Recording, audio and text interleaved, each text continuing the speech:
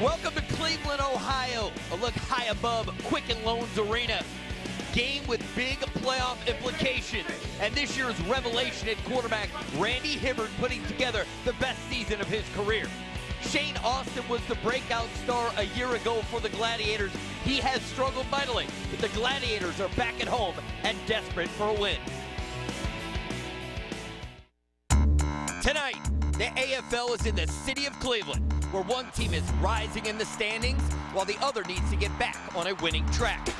The Predators from Orlando are one of the Arena Football's hottest teams, having won 6 of their last 8 games. Meanwhile, the defending American Conference champion Gladiators desperately need a win to enhance their playoff hopes. Time to rock and roll from Cleveland as the Predators take on the Gladiators, starting right now. A lot of excitement here in 2015. Goes and gets it. Launches to the end zone. He'll take it for 6. Touchdown! They do it again!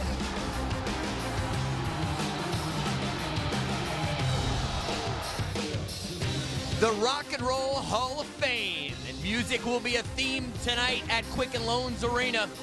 Our matchup on CBS Sports Network, the 9-6 Orlando Predators, the 7-8 Cleveland Gladiators.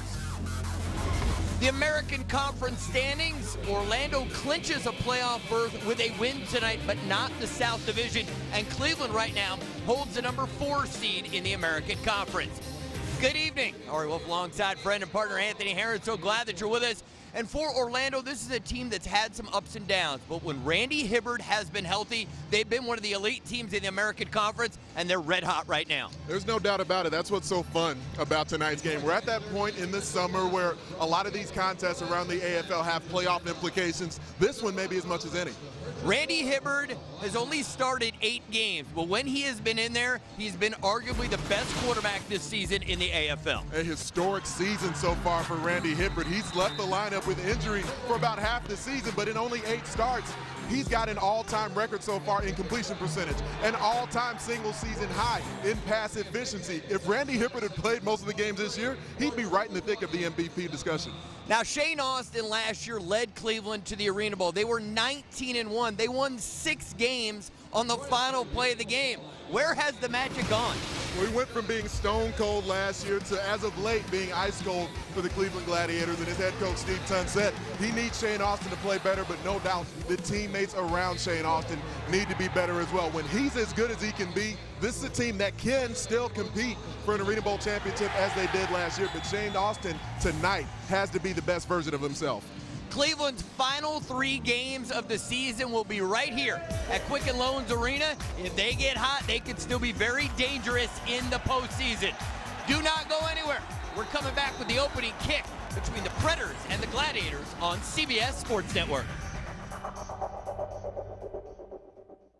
All right. Hey, when we go out there, 3 things. 3 things. Everybody. I need everybody when you get out there.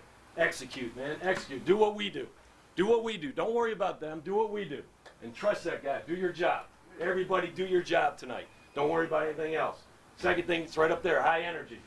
Everybody, we need it. High energy. Let's pick that level up. Make them play at our level. Yep. Everybody pick that level up a little bit. Last thing, finish. You got to play 4 quarters. Finish. Finish, finish. Every play, every possession. Let's beat the Orlando Predators and let's get ourselves in the playoffs. Y'all with me on that? Yeah. Let's go, boys. Bring it up. Bring it up. Let's get it. Let's get it. Whatever it takes. Let's go. Whatever it takes. Whatever it takes. The only thing that matters is coming out here with a victory. Take care of business. Play fast. Start fast. Finish strong. Be a freaking hero. Be a professional. Be Orlando Predators. 1 on 3. 1, 2, 3. Win. Yeah. 2 distinctly different styles of head coaching in the AFL. We are at Quicken Loans Arena in Cleveland, Ohio, getting set for the Predators and the Gladiators. And now we bring in our Hall of Famer down on the field, Sed Bonner. Hey, thanks, Ari. Down here with a guy playing like a Hall of Famer right now, the AFL's leading passer rating, QB. Tell me what's been the difference in your game this season.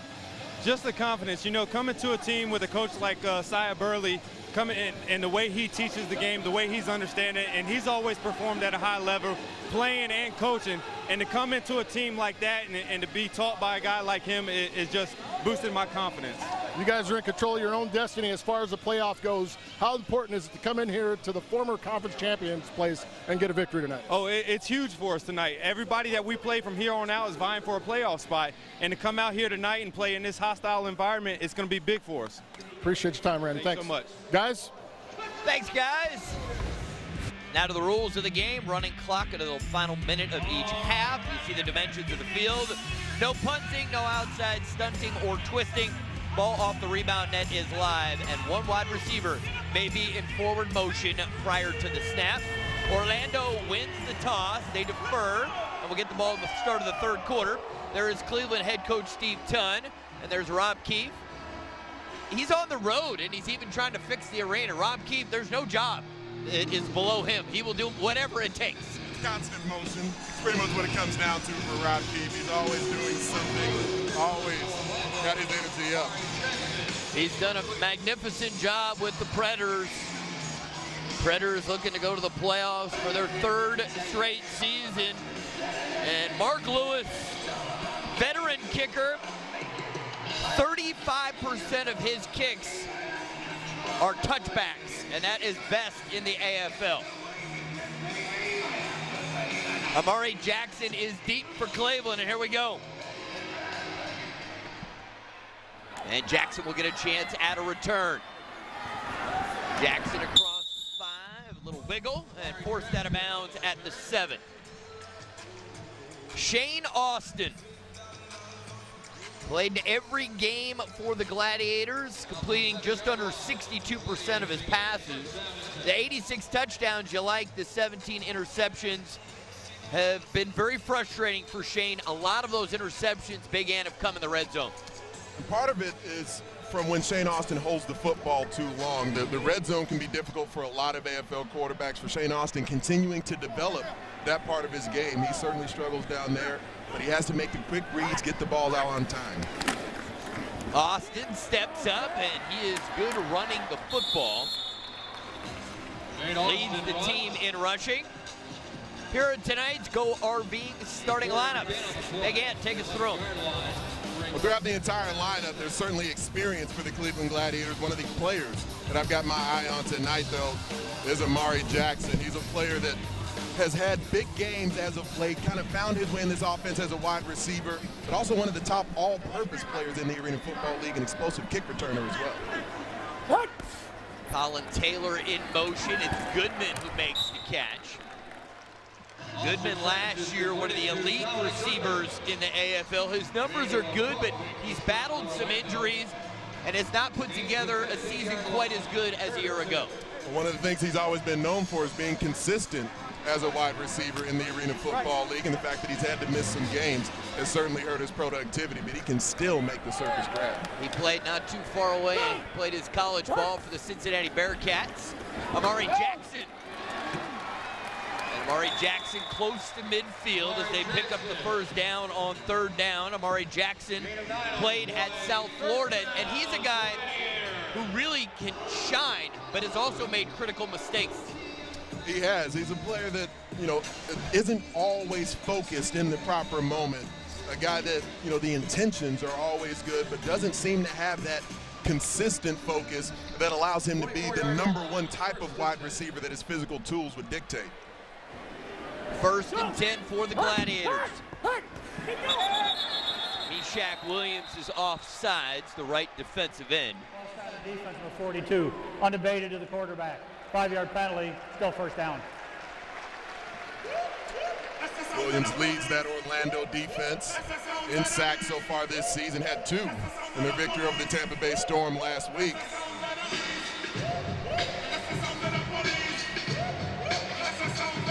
This Cleveland team needs something to happen to change the momentum of their season. A few weeks ago, we were in Jacksonville and watched Cleveland get beat as bad as I've seen them beat in a long, long time. And then last week against Philadelphia, they just didn't seem to have that spark. So we'll see what happens here early if they can get it cranked up. Goodman makes the catch, has the first down, and tackled just inside the 15-yard line. For this Orlando Predators defense, that really brings it for him up front, as I already referenced. Meshach Williams got drawn off sides earlier in the game.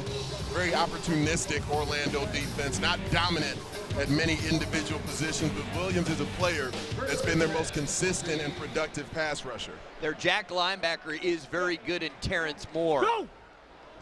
Keep an eye on number 8. 1st and 10. Austin, great pocket, throws. And there's a penalty flag in the end zone.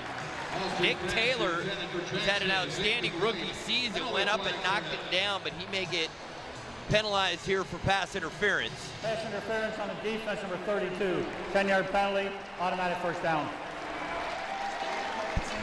As you mentioned, Taylor, a rookie in the lineup, still getting the arena football game figured out. We've seen him grow more and more as he's been in the lineup, especially playing the middle defensive back position, being a safety there. I like the angle he took, a very aggressive route towards the football. He did tug at Amari Jackson to just get that little extra boost as he undercut the route. Go! Start! 1st and goal. Austin throws, tipped, and almost picked off. Arnez Eichner was right there, number 2 for Orlando. Could not make the pick after the ball was deflected at the line of scrimmage. We referenced the red zone and Shane Austin down here, where everything is just so much more condensed. Just an outstanding play. There's Terrence Moore skying into the air, tipping that ball away. I wonder what the vertical would be on that one. That was impressive. 2nd and goal. Go! Start! Austin throws, Colin Taylor, and he fights his way, and he loses the football. Colin Taylor able to recover. Dangerous moment there because miscues in the red zone have haunted the Gladiators of late, and Colin Taylor normally very sure-handed. Normally a very strong runner after the catch. I saw him there eyeballing the end zone. Well done there from Nick Taylor, not only able to get in a position where he can try to secure the tackle, slow up Taylor, but then break that arm around, getting the football out, gave his teammates a shot at getting the recovery. Shane Austin gets a push from Manley. Normally the fullback blocks in front. This time he pushes from behind. Touchdown, Gladiators.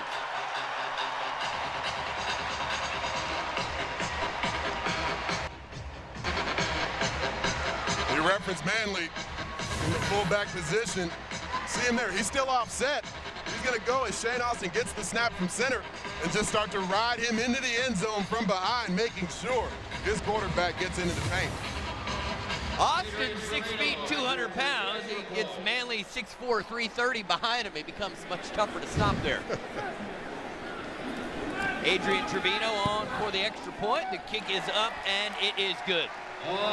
Good start for the Gladiators. We got a flag on the play, so hold everything.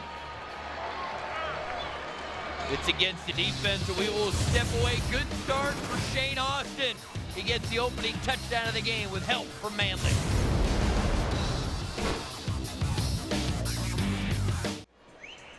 So critical for Cleveland to get off to a good start. Shane Austin, solid, made good decisions on the drive, and they also took some nice time off the clock, a 5-minute drive. A quick bio blast at Shane Austin, hometown, Camarillo, California. Played his collegiate football at the University of Hawaii, former Warrior there.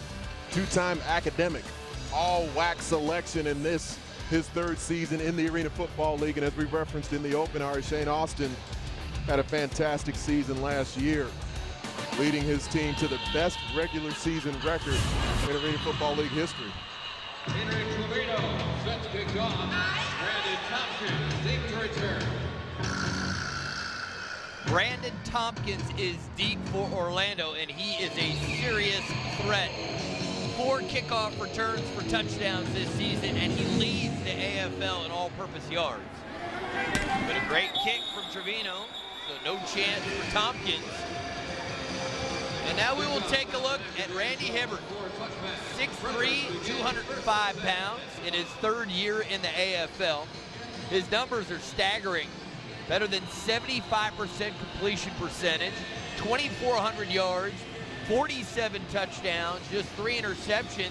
He's entering Raymond Filion territory for the best all-time touchdown to interception ratio. Hibbert was a player earlier in his career that was viewed as a gunslinger type of quarterback, especially last year. He started the majority of the year for the Tampa Bay Storm. He quickly gets rid of it to Brandon Tompkins. And here are tonight's Go RV starting lineup. And when Orlando has the football, the big play has not been in vogue with the deep ball as we used to see from Randy Hibbert. We just saw the short completed pass there from the player. He likes to get those two quite often, as Brandon Tompkins referenced him leading the Arena Football League in all-purpose yardage. We'll see swing passes, stack routes, allowing Tompkins a chance to run after catch. Hot read, and it's Julian Williams. And Williams into Cleveland territory, brought down at the 22-yard line. A quick pop pass as Williams comes off the line of scrimmage. From the stationary position, the off coverage in the middle from Dominic Jones. Just a quick, easy read for Williams. Cleveland has got a lot to focus on because Orlando has great balance offensively. They're number 1 in the league in rushing and number 3 in passing. Go! Hibbert holds on to it for a while. Lamar Brown had it on his hands and couldn't make the catch. This Gladiators defense have some players that returned from last year when they were one of the best in the Arena Football League. Had an adjustment to the lineup where they brought Jeremy Richardson over from the fullback position where he had been starting for the Gladiators. Now, starting at the defensive end position, Steve Tunn said he wanted to get more speed on the field in that pass rush. The defensive front having the ability to try and use their athleticism, maybe some more finesse rushing to get after the quarterback. That's our Go RV defensive lineup for Cleveland. Randy Hibbert gets rid of it. Just shy of first down yardage. Julian Williams, another catch on this opening drive for the Predators. Now keep in mind, if they get the red zone, we may see Bernard Morris. They have 2 capable quarterbacks. Bernard Morris has led 2 teams in the last 2 seasons to the conference championship game, and he's very good with his feet. So we'll see if he gets involved if they get in the red zone. 3rd and short. They keep it on the ground. It's Larry Brackens. Veteran Larry Brackens getting the carry. His 8th year in the AFL, 32 years of age. Earl Latson here at the top of the screen. Just watch him move the line of scrimmage against Jeremy Richardson off the late stem. We'll talk about a player playing outdoor football right there. Latson was in the National Football League with the Oakland Raiders. He's a monster of a man. Seeing him down warm up, very impressive. Go! Hibbert, pump fake. Larry Brackens just got it. Touchdown Predators.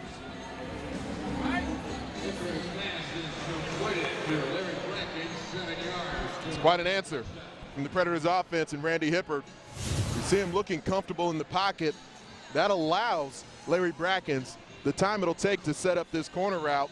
He goes stationary, reads the coverage, and then breaks out towards the 7.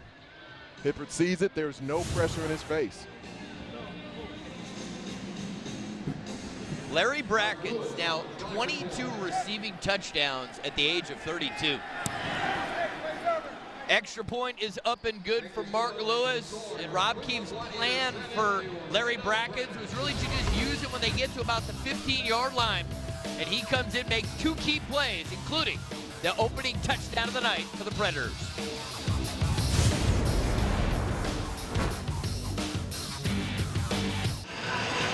Welcome back. Game tied at 7. A little more than 5 minutes to go in the opening quarter.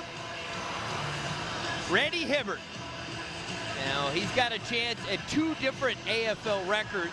The completion percentage record is held by Chris Grayson when he was playing with the Georgia Force, and the quarterback rating held by Mark Grieve, who will soon be in the Hall of Fame. That's rare company he's in right there for a guy that was not a household name before this season. When you think about the way he played the game as well, I mean, he was a guy, as I've referenced, that had that gunslinger, throw it into traffic, deep ball, every opportunity sort of mentality. Working with Cy Burley this season, he's really made a huge transition in his game. That's a bar ball at the loose football. Touchdown Predator. Lamar Brown. Right place at the right time. Lamar Brown for the Predators touchdown.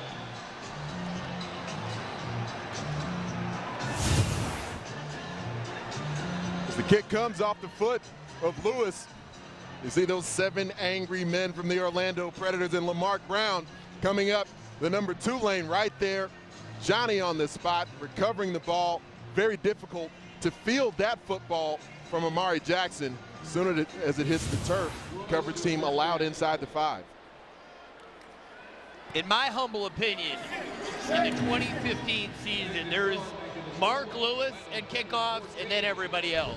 11 seasons in the AFL, and this isn't a rare moment for him. He's likely to get a bar ball every game, and here, this is one of the easy ones. Bounces right into the hands of Brown with an easy Predator touchdown.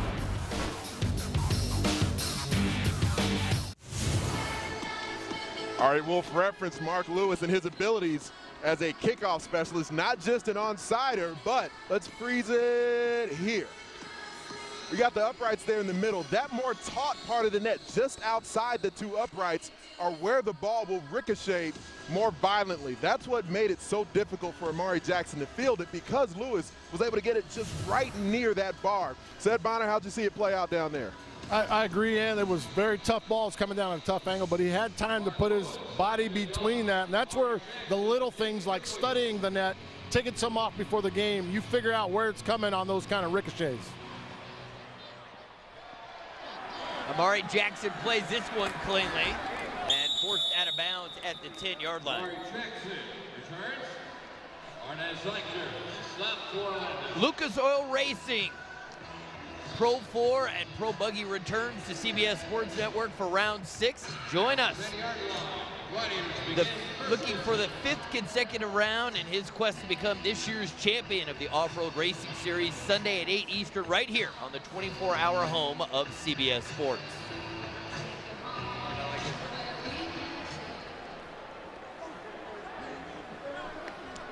Go! Hut! Colin Taylor the catch. Out of bounds at the 12-yard line. Colin Taylor already with career highs in receptions, receiving yards, and receiving touchdowns. This arc to the pocket is so important for Shane Austin, especially there in his face for a quarterback, and as I often talk about, more diminutive at the position. So no quarterback likes pressure, especially directly in their face, but for a shorter QB to find the window is that much tougher. Shane Austin looking for Taylor. He's got it. Touchdown, Gladiators.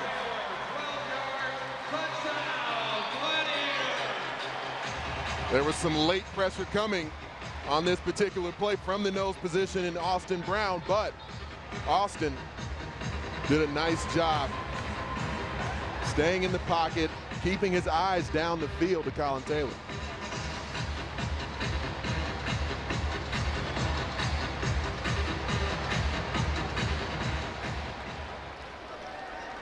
Trevino on for the extra point attempt.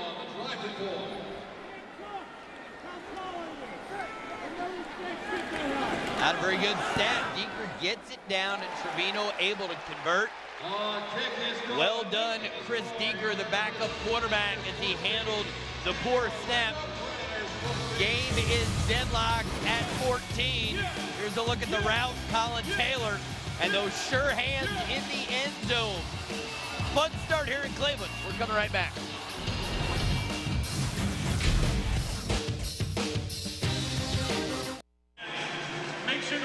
Game tied at 14. 2:32 to go in the first quarter. Rob Keefe, 4th season as an AFL head coach. You see his overall record. He won a title with the Spokane Shock. 2010, there is Steve Tunn. 6th season as the Cleveland head coach. And Steve Tunn has been a part of the AFL since 1988. He is truly an AFL lifer. was actually at one of the very first open tryouts that the Arena Football League had. His old wide receiver days, that's why you see him kind of hobbling around a bit. He's got the bad knees, he's got the bad neck. You may notice tonight some steri strips on the neck there too. He's had some procedures done. Steve Tutt has put his time in both as a player and a coach as much as anyone in this league. As a coach, made his name as an outstanding offensive coordinator for some of the elite teams in the AFL. Trevino to kick it off. Tompkins hoping for a chance at a return, and he will get that opportunity. Short kick. Tompkins stood up at the 12-yard line, and let's check in with Sid. Thanks, Ari. Down here with Shane Austin. Shane, you're a big guy, believes in visual performance and seeing your performance. What have you been able to do to try and keep yourself right and get this thing going? It's about staying calm and you know, using your nerves to fuel you rather than let it take control of you. Because everybody's got nerves, but doing the visualization like that, I mean, you're prepared. You've been there before, so it helps ease those nerves. Coming in tonight, you guys are trying to battle for this last playoff spot or one of these last playoff spots. How important is it to get a win against the division leader? I mean, we got to have that playoff mentality right now. It starts now, and then we can hit the playoffs running. You know, once we get in there, anything can happen. So we're just focused on winning this game. Appreciate it, Shane. Thanks. Yeah, thank you. Guys? Thank you, Sid. Randy Hibbard completes the pass to Julian Williams to the 24-yard line. It could end up being a very big night for Julian Williams as well, because right now Dominic Jones is doing what he has a tendency to do, playing very deep back at the safety position, and they've got Williams running as the middle receiver. He's not in high motion every time, but coming from that stationary position, he can just work up the field anywhere from 5 to 7, maybe even 10 yards, and Jones is allowing that cushion. And they built this team to have depth, so Kendall Tompkins, an elite player, is not playing tonight, and Julian Williams is playing. He wants his guys fresh for the postseason. And one of the perks we have in our AFL coverage is great access. We'll listen to Sia Burley, the offensive coordinator, with his quarterback. 30. Let's go 30 zip. Left. Z. Looking 1-1. Hey, 30 zip. Left Z. Looky 1-1 on 2. Ready? We're very likely to see the same opportunity available here to Williams. Go! From the stationary position. Flag is down. Tompkins the catch. Currently marked down at the 18-yard line.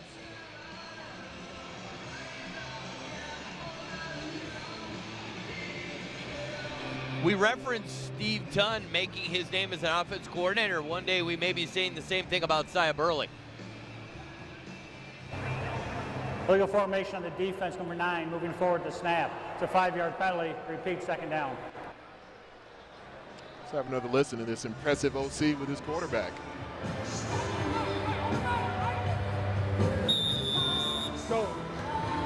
Left 50. Left close. Okay? Z close. Little bender 0. Hey, 50-50. Left close. Z cross. Bubble bender 0 on 1. Ready? So Orlando offense, number 1 in total offense in the AFL, almost 310 yards per game.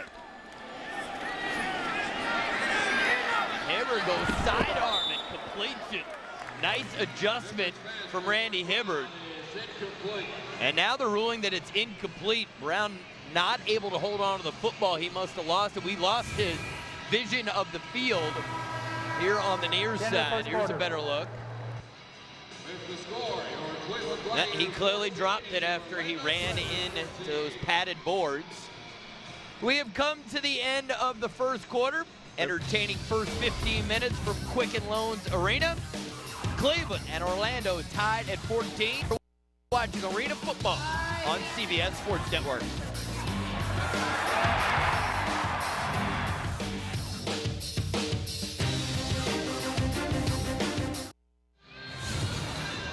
Lamar Brown has played fairly well in a rookie season, but this is one of the things you still need to learn in the AFL. When the wall is over there, it can be imposing. You still need to be able to be brave enough to keep your momentum going through the ball when you know the wall's going to be there. He's probably heard the phrase quite a bit by this time, Wolf, that the wall is undefeated in the Arena Football League. I think that was a moment there where Lamarck Brown was sort of sensing the wall and started to throttle down before he had an opportunity for a clean catch. Said, you were down there closer to it than I was. How'd you see that play out? Exactly like that. Exactly like you saw it, Ed. He was throttling down in the zone, trying to make the reception. The ball was thrown out in front. And at that point, it's a business decision. You don't want to speed up going into the wall. Third down, Orlando excellent on third down, second best in the AFL. Hibbert throws, good defense. Dominic Jones saw what was coming, and he was on it as the ball got to Larry Brackens. And they will go for it on fourth down. Not nearly as good on fourth down as they are on third down. Fourth down, just 36%, 10th best in the AFL. And Randy Hibbert, this is newsworthy, just 1 for 4 on this drive when you're completing 75% on the season. 75 to 25 in just a quarter. Go! Hibbert has Brackens, makes the catch, takes the hit. First down, Predators. It is noteworthy, I guess, to stick up for Hibbert that every ball he's thrown has hit the hands of his wide receivers. There have been a couple of drops here early in the game, but it has been a solid effort so far from Hibbert. And you referenced earlier the ability for him to throw sidearm as well. Let's see his vision and the way you got to get that window to deliver the football through. And so sometimes a quarterback like Shane Austin will use his legs to find a window. This was more a la an Eric Meyer type of sidearm throw, working to find a window as a quarterback to get the ball through clean. Go! Michael Simons, the ball carrier, and not much doing on first down. Now let's do a bio blast on Randy Hibbert. Hibbert played his collegiate football at the University of Virginia Wise, where he had an outstanding career. In the 2007 Virginia College Division Football Player of the Year. Spent 2 seasons playing overseas in Switzerland. I have yet to go to Switzerland. I have. Put it on your bucket list. I believe I will. And I'm just so impressed the guys who have that level of dedication. Reminds me of Brett Dietz, who seemed to play on 4 or 5 continents where he got a chance to come back and play professional football here in the United States. But the willingness to go wherever it takes to get experience to keep your career going. Randy Hibbert lost 20 pounds over the offseason. And Cedric Bonner, just mechanically, are there things beyond just the decision-making that you've seen Hibbert improve on this season? I think he's just comfortable, and I thank you for coming to me after you make the lost 20 pounds comment out there. I think it's just comfortability with the offense, knowing ahead of time where you want to go with the ball, seeing what you're looking at early, and I think Sia's made him extremely comfortable in what he's getting out here each and every play. This is Larry Bracken's territory. Hibbert looking for Brackens, and he's hit. Here comes the flag. That size matchup is a nightmare for Dominic Jones. I mean, he's generously listed at 5'9", and Larry Brackens is a legit 6'5", who is a 5th-round NFL draft pick. That's a tough cover.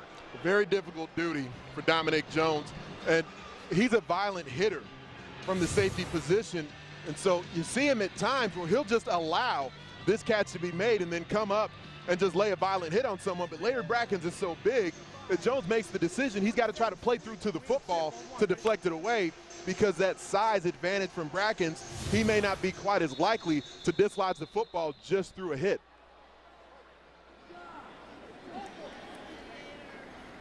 There was a football in the back of the end zone, and now we will get back to action. Dominic Jones, only player who's been on Big Ant's Brute Squad twice in his AFL career, the Intimidator, calling Napoleon. Simon gets to the 3-yard line, and he's been better as a running fullback than anyone expected. 11 rushing touchdowns on the season. That's what you need to be able to deliver. You know, if you're not Derrick Ross, or even, you know, Jeremy Richardson, an extremely athletic player, but Michael Simons at over 300 pounds, very nimble, and he controls the football well. I mean, he has put it on the ground a couple of times this season, but overall, for as often as he's handled the football as a ball carrier, he's done a nice job with ball security. And in Week 10 against Cleveland, he rushed for 4 touchdowns. Oh, the reverse. and it's Tompkins, and he's in. Touchdown Predators. Great execution, great play call.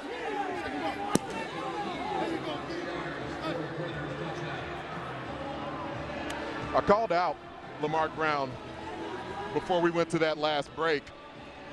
But what really makes this play, not just the trickeration, as Brandon Tompkins is going to work towards the outside, but we'll see as it appears late where Lamar Brown is over blocking out in space on Joe Fennessy right there towards the bottom of the screen. To be able to hold on to a stalk block for that long, allowing the play to develop just long enough for his teammate to get in the end zone, that's an outstanding block from Brown. Randy Hibbert did a very nice job on a weak snap, but they get the ball down. Anthony, this is pretty neat. It's all about teamwork here. Well, Tompkins will get the credit, but Brown gets my attaboy.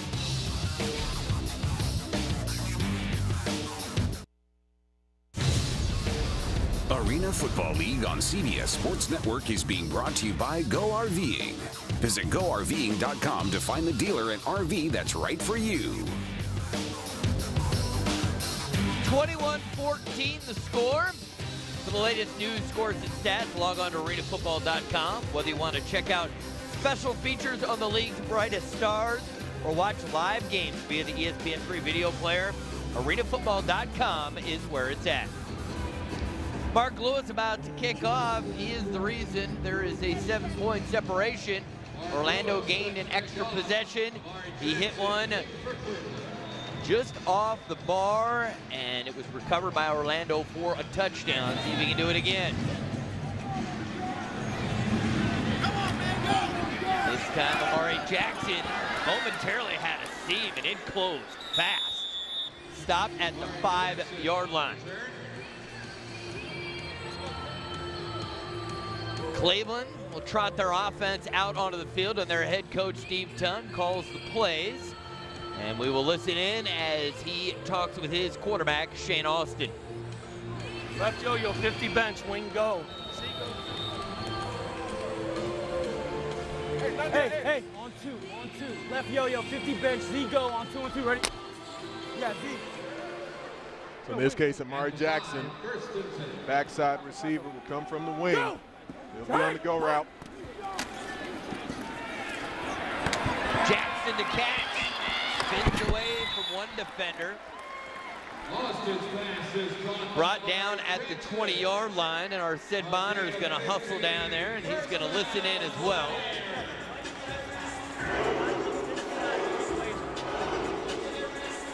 What do you got in store here? We've got a tight formation to this side. We're going to bring the receiver over and try to get a quick laser this way, quick screen to the receiver. Gotcha. You see that? Try to cover his mouth up. I like that, Zed. Like the old offensive coordinator in him. Quick screen coming to the field side. That's not a good throw from Austin because it was a backward pass. Taylor had to go and recover it, and Steve Tunn was not happy with that delivery from Shane Austin.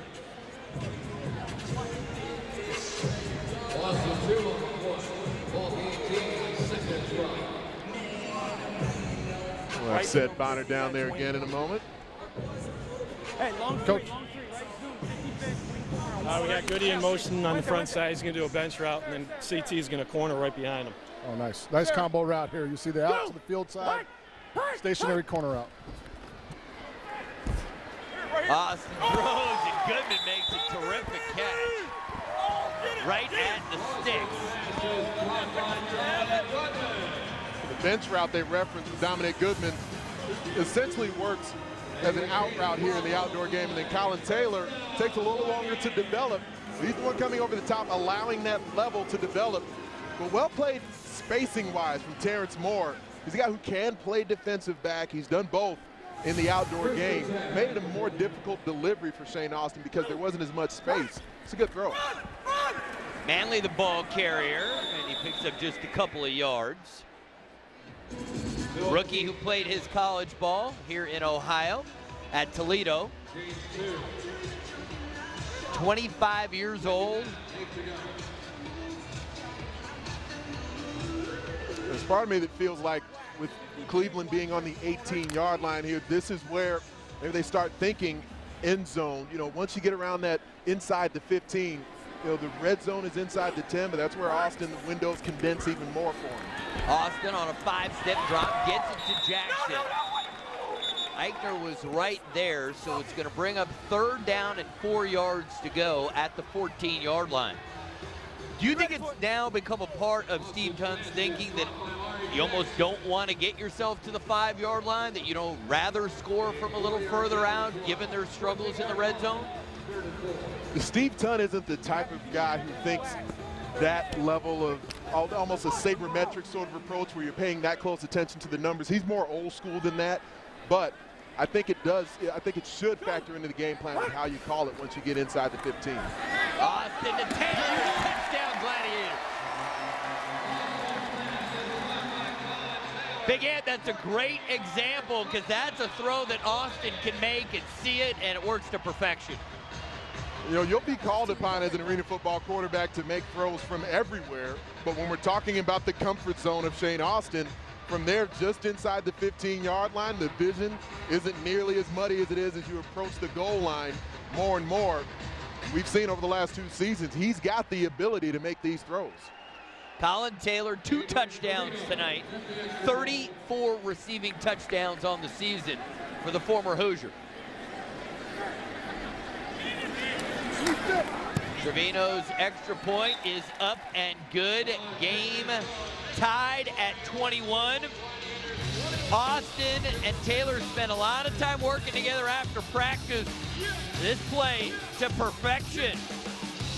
And Shane Austin celebrating.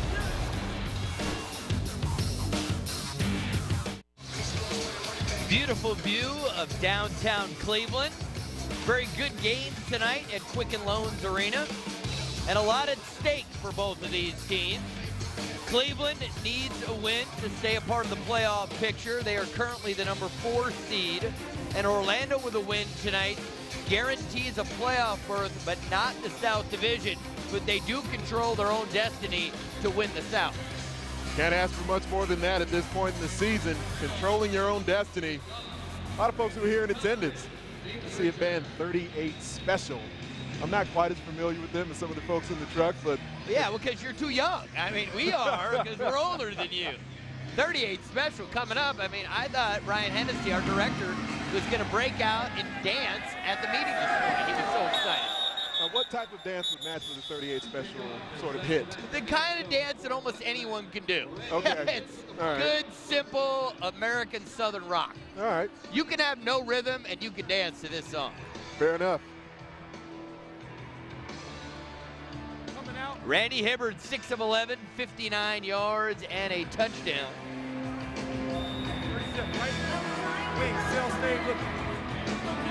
Keep in mind, they got one of their touchdowns on special teams. I got 30 zip. Right wing, sail, stay, looky on 1. Ready? From the college hash, the outside mark there, the sail concept is always a nice one because it gives you the 7 route.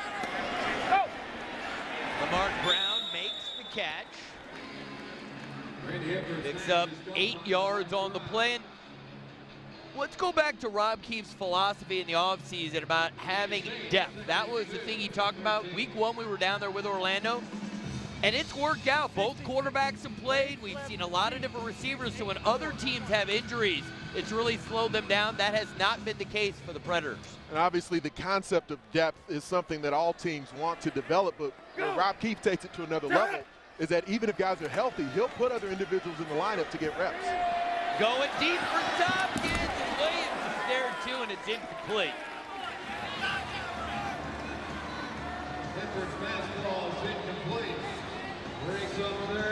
It was sort of difficult to tell for sure who the ball was intended for because Tompkins got the jump off the line of scrimmage, but Williams, as he was coming on the skinny post, was eyeballing it as well. Both receivers tracking more in live action. Maybe it was more intended for Williams, but both guys had a shot. 3rd and short for the Predators. A little bit of pressure there from Cleveland. McGinnis needs to start getting home. Hibbard gets it to Lamar Brown, and Brown breaking tackles. Works his way to the Cleveland 15-yard line. It's a nice effort from the rookie. You like to see that, to be able to take a short pass and run strong after the catch. Catch it cleanly. He's had a couple of drops already early in this game, but he's now responded from that. Zed Bonner, you're right there behind it. Big ant. You see Deeker there being forced to make a tackle on the wall. He ducks his head in the replay. You can see he ducks his head, unable to make the tackle. He's got to stay upright and just get the ball down. You don't have to make big hits. Just get the guy down. Backup quarterback Chris Deeker in at the jack position. Lamar Brown on the flick slant, and he'll be stopped at the 2-yard line, first and goal. That pass right on time. I said you have, as a quarterback, especially back in the early days, you played a little bit of jack at times as well, right? Yeah, I found out real quick I didn't know how to tackle, and most importantly, I didn't want to tackle anybody.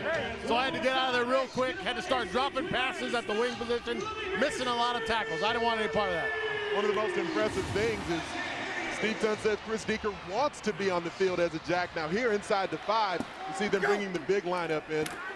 Simons, and he gets hit, and he's stonewalled right at the line of scrimmage.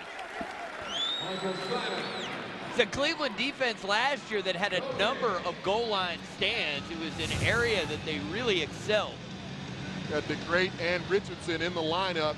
So they're both down there inside the 5, knowing it's time to shoot the A-gaps, working over the top. Richardson makes the initial contact, and all those black jerseys coming in converging. They brought Anthony DeGreat back there, putting him within the box as well. More beef, more physicality, true defenders in there when you're expecting the run. Go! Hibbard throws, caught, touchdown, Brandon Tompkins. Seemed like it must have been a blown coverage. He was wide open.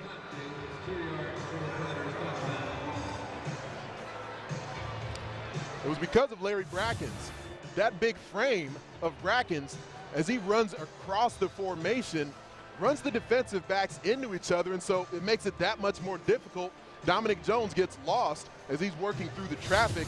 That big frame, 6'5", 225 pounds of Larry Brackens. So tough for Dominic Jones to try to work his way through that just by formation, and then the route coming across is what foils the coverage.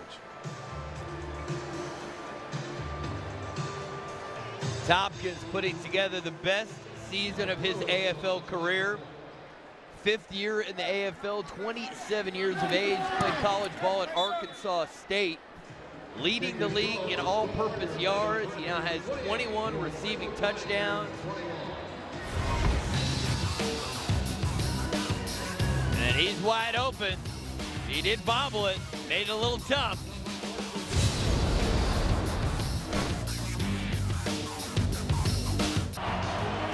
On Friday, July 31st at 10:30 p.m. Eastern, we present the 2015 Arena Football League Hall of Fame game between the Arizona Rattlers and the San Jose SaberCats, 2 teams who know something about excellence.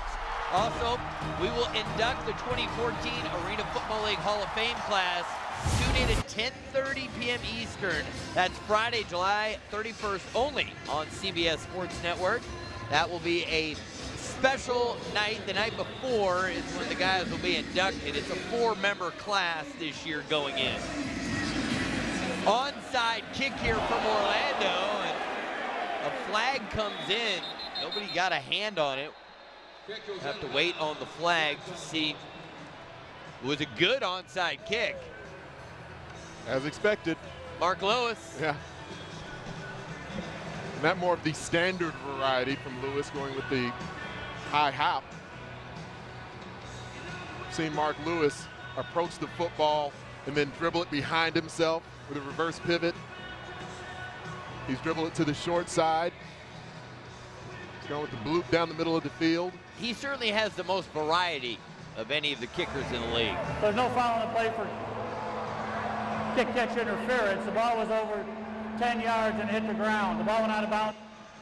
I want to bring Sid in. Now, Sid, given all of your success with the Arizona Rattlers, and you're going to be there working the game in San Jose in a deeply meaningful game, when you interact with the fans in San Jose, are they nice to you now that you're retired? Or are you finally a guy that they can reach out to and give you some love? I think they've always been nice. after the season, but during the games, I mean, you could, man, all the things I've heard in that building, it's crazy. However, much respect to that town and that city, because once the playoffs and things get ramped up there, they enjoy it and they love it, and they're desperate for their team to win. They don't care what they say to you or how they say it. They just want to win games. I like it said. Everyone's looking forward to that game coming up at the end of the month. We're at the 1-minute warning. We'll be right back to Quicken Loans Arena.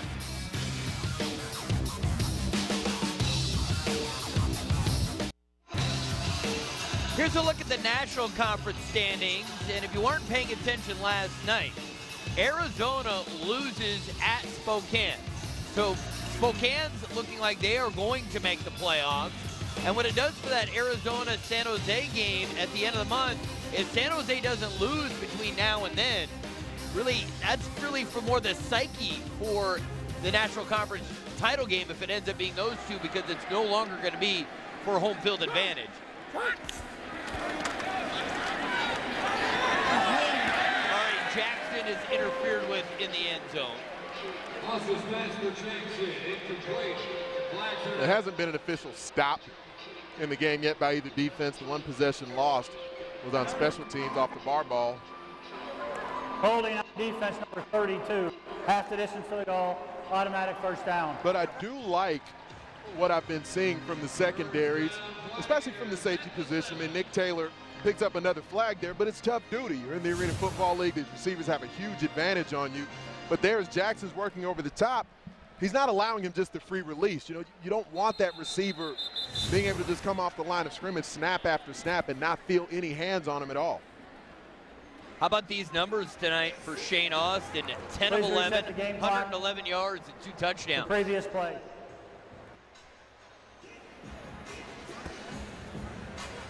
So no time comes off the clock there. But Cleveland will pick up a few yards. So here, if you're Cleveland, I'm thinking the way Steve Tone would want this to play out. If you get a quick touchdown, now you have a 2-for-1 opportunity. Maybe try to steal that possession back. Austin the throw, and Jackson, it actually hit his body. Didn't get his hands out, and said, you're down there. I know you and I are always talking about it, that you got to use your hands. You do have to use your hands. There was help from the field corner late. That was a great disguise on the front side of that secondary to disguise and get back and help. That's why the pass deflected off of his shoulder pads. That was great defense down there. It was Emmanuel Cook from that field corner said, who was able to come and reach in late to deflect the ball. Ends up hitting Jackson in face mask. Austin in trouble. He will go down. And now suddenly it's 3rd down. And the clock is stopped with just under 50 seconds to go in the half. 30 seconds. Orlando used the timeout because they want to have enough time to score when they get the ball back. But we're in this part of the field where Shane Austin has had most of his problems. We'll take a listen in. As Coach Tunn's going to bring over his receivers as well. Dustman. Hey, go fast, back corner of the end zone. Hey, back corner. You might try to get his guy to come down so you can get him, all right? Yeah. Dustman, go fast. Hey, if it's one-on-one out there, stick with your corner. I can work him. Here we go. Hey, tie right, wide loop inside, 50 dustpan on 1-1. Shane Austin telling Dominic Goodman he feels that he can work the corner over. That's the same Emmanuel Cook who made the play on the previous snap. Same type of eye discipline necessary here that we spoke about. Austin, a ball fluttering in the air and out of play, and it's suddenly 4th and goal. Keep in mind, Orlando gets the ball at the start of the 3rd quarter. They already have gotten an extra possession by scoring on special teams. So this becomes a huge play coming up for the Gladiators. Meshach Williams reaching around from the outside. Doesn't get the upfield shoulder turned, but does enough just with that inside hand as he reaches over to get in at the football. It's a great effort from a rusher where you don't win the rush clean, but continue to bite and scratch toward the QB.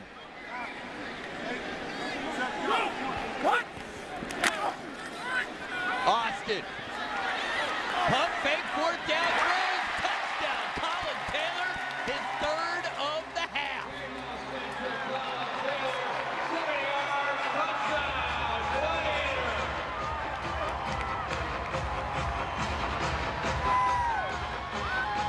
is an example of Shane Austin buying time. It begins because right there on the edge, you'll see Kid O'Brien just chop down the defensive end. And this leads thinking 3 steps. Shane Austin doesn't like what he sees. And so now he uses those legs. Doesn't become a full-on runner, though. Keeps the eyes down the field right there. That allows the vision for the QB, Austin, then uses the legs to throw it into the end zone. And his dual threat capability there affected Terrence Moore. If he wasn't very elusive, Terrence Moore could have just jumped up right away and known this guy's not going to run around me. That's precisely the point I was beginning to make a couple of snaps ago, where the legs of Shane Austin can try to affect Terrence Moore as the jack linebacker to put him in a bind. They're not a designed run play, but decisive enough. Use the pump fake, manipulating the defense. This is as comfortable and confident as we've seen Shane Austin look in quite some time. Colin Taylor in the first half, 5 catches, 67 yards, and 3 touchdowns. So that extra work between those 2 guys paying off. But neither coach is allowed to challenge in the final minute of the half, but our supervisor of officials at field level, Carl Paganelli, wanting this play to get a review.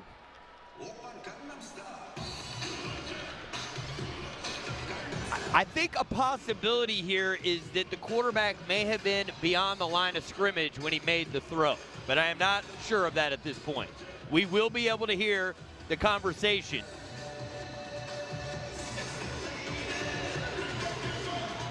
Now we'll find out what Carl Paganelli, the supervisor of officials down there, he's the guy in the suit. He's in the AFL Hall of Fame.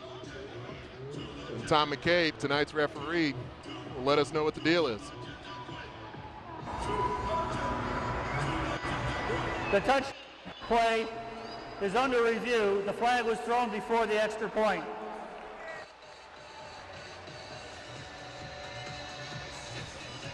But I agree with your assessment, Wolf. But Tom McCabe will be able to tell us what he's looking for once he puts the headset on.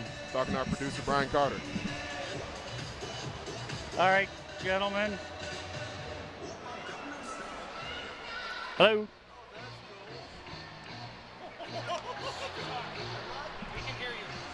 All right, can we take a look? We're trying to see on the touchdown play if the quarterback was over the line or not. See if we have a view of that. All right, the ball snapped at the 7.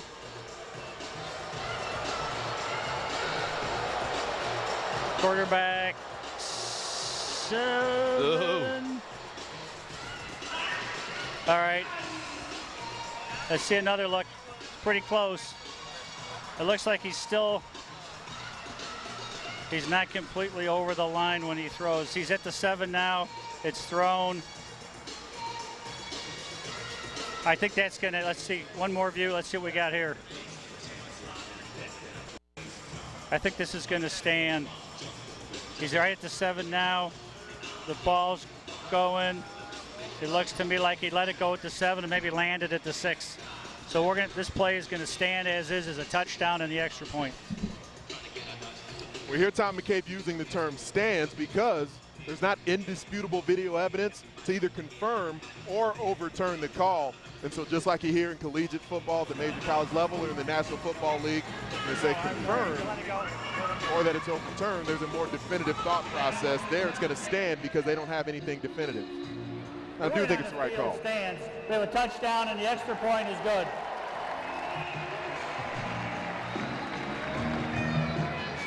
I still like that Carl Paganelli threw the challenge flag because I think it was worth seeing again to make sure. I think he made a good decision there. It was worth that second look. Agreed. And there wasn't enough to be able to tell for sure. But I thought in live action he was right there near the line of scrimmage. Quite often, you'll see where maybe the leg that's actually up in the air while the ball carrier is running may be beyond the line of scrimmage, but that one foot is still behind it. And so unless your full body is positioned beyond the line of scrimmage. Just to refresh everyone on the instant replay rules in the AFL. One thing's for sure, in the final minute of the first half and of the fourth quarter, challenges can only come from the replay official. 2 challenges for each team. You must have a timeout remaining to challenge. If the challenge is lost, you lose a timeout. If a team wins both of their challenges, a third challenge is allowed, but you must still have a timeout remaining. And here comes the onside kick from Trevino. And Orlando recovers it. He went with the fast. That ball was just kind of skidding along the turf. No surprise with this amount of time. But what's interesting here is with Orlando having the ball at the start of the third quarter, how Cleveland plays this year, because there's not that much time left in the half. And I like the decision, especially because of the pace of the game so far. There's 56 points that have been scored in the first half. I think if it was a different game where the offenses had sputtered more, maybe Steve Tunn wouldn't be as confident that he'd have a shot at getting this football back with only 36 seconds remaining. But here, either the offense would be expected to score quickly, or maybe you come up with a stop because you're in the red zone and it's more difficult. And Cleveland has all 3 timeouts. Go! Bracken's in motion. Brackens, and he drops it, and that was a backwards pass, and Orlando recovers. It's hard to tell. It was very close to the line of scrimmage. It was very close, like you said, and each team has been running these sort of bubble passes, swing routes, coming right there. And no one's paying attention. The clock ran down all the way to 22 seconds. I think everyone was confused whether it was an incompletion or whether it was a fumble.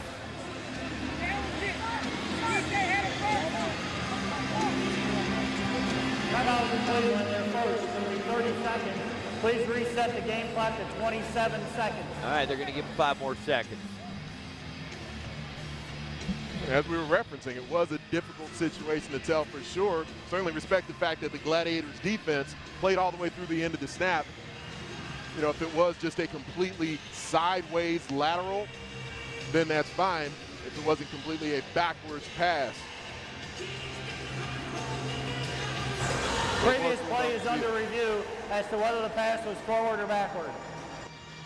So we're going to have another call to the booth. Again, it comes from the head replay official, Carl Paganelli. It is the most transparent replay in all of professional sports.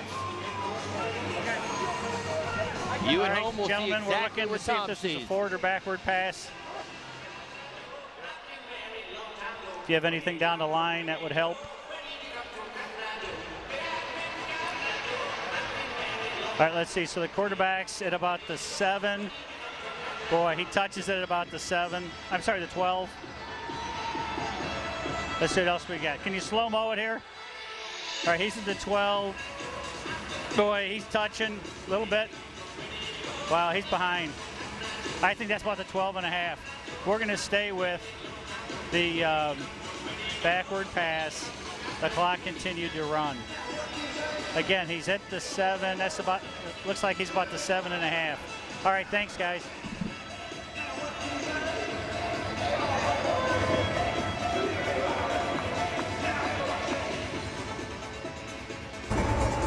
After further review, the ruling on the field is confirmed. It was a backwards pass. It'll be 2nd down. From there, the officials judging that not only on the positioning of the quarterback's foot, but on the flight of the ball itself and the path that it's taking in the air by the time the receiver ends up touching it. That's normally a very easy play to execute, and we've seen that play muffed multiple times in the first half. Well, each team has played fairly deep at the safety position, but it's rolled up at the corner, and so there's still color in your face is the terminology that gets used. When you see that opposite colored jersey, it's close enough to you where it's in the head of the receiver as he's catching these bubble screens.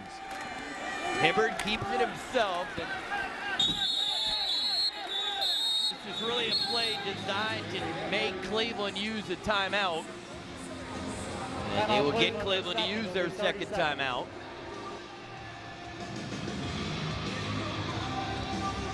So it is still 3rd and goal here. Not an opportunity to pick up a first down for the Orlando offense.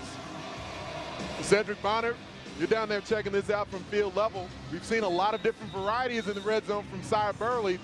What would you like if you were down here calling the plays?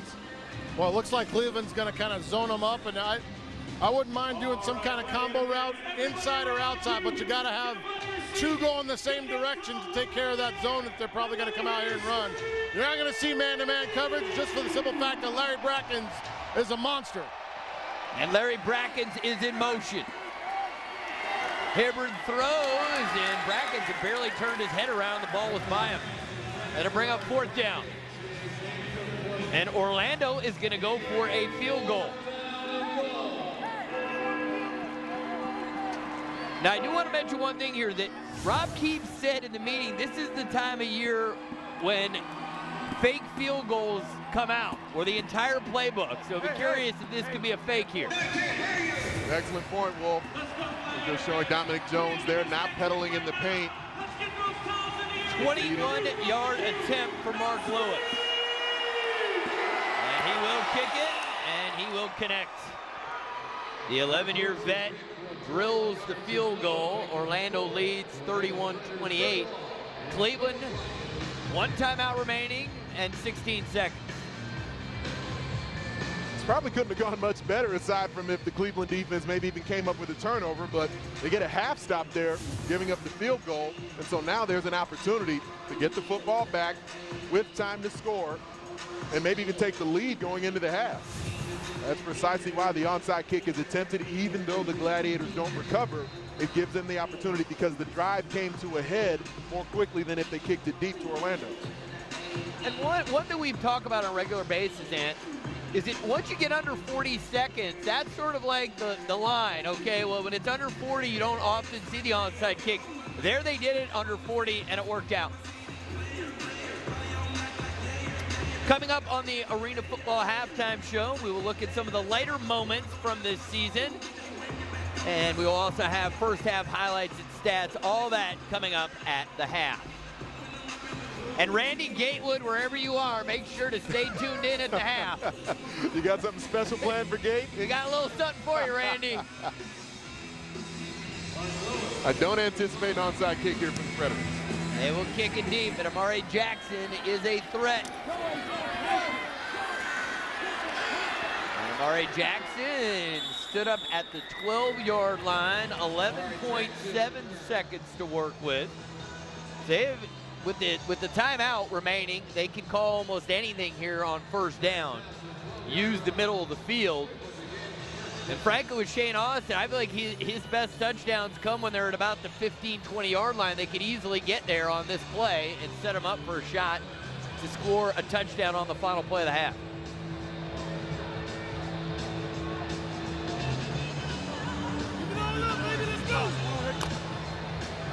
With Deron Lewis being out of the lineup tonight for the Gladiators, he's the receiver that's best at taking the top off the defense with that long speed. Austin throws, Goodman to catch, gets the first down. They use their final timeout, 6 seconds to go in the half. Keep in mind, Trevino's got a great leg. He is an option as well. All right, let's take a listen to head coach and quarterback. Right wax, 50 corner. Just go double. Hey, drift. Don't cross. Just drift. 50. Wide drift. Yeah, shoot up. Good. Okay. Hey, got to get out of bounds. No timeouts. Run, run, run. Right wax. 50 corner wide drift on 1-1. 50, right 50. Probably got to check it down against the wall on one side or the other. Look for Colin Taylor going to the deep corner. Goodman, and he gives himself up and gets out of bounds. And now they're right in Shane Austin's wheelhouse. And they look Pierce it. They're going to go for the field goal. There we go. Good hold, good hold.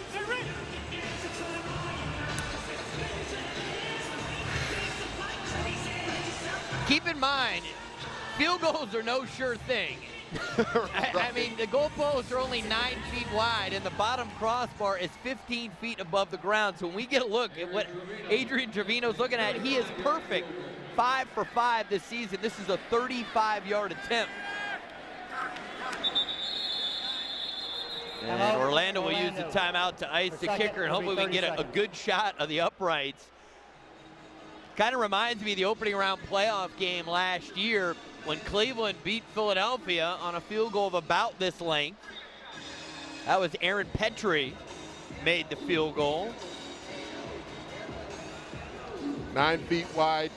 Outdoor football over 18 feet wide between the goalposts. I mean, extra points are difficult enough. Yeah. But a 35-yarder at the end of the half to try and tie the game. And the other wrinkle is if he misses, that ball is live. And so instead of thinking, okay, we're going to tie this game, you can end up going to the locker room down 2 scores. It's live, and you've got Brandon Tompkins as the field goal return man sitting back deep, waiting to receive it. It's unique when Devin Hester used to do it in the National Football League. We see this game in and game out in the AFL.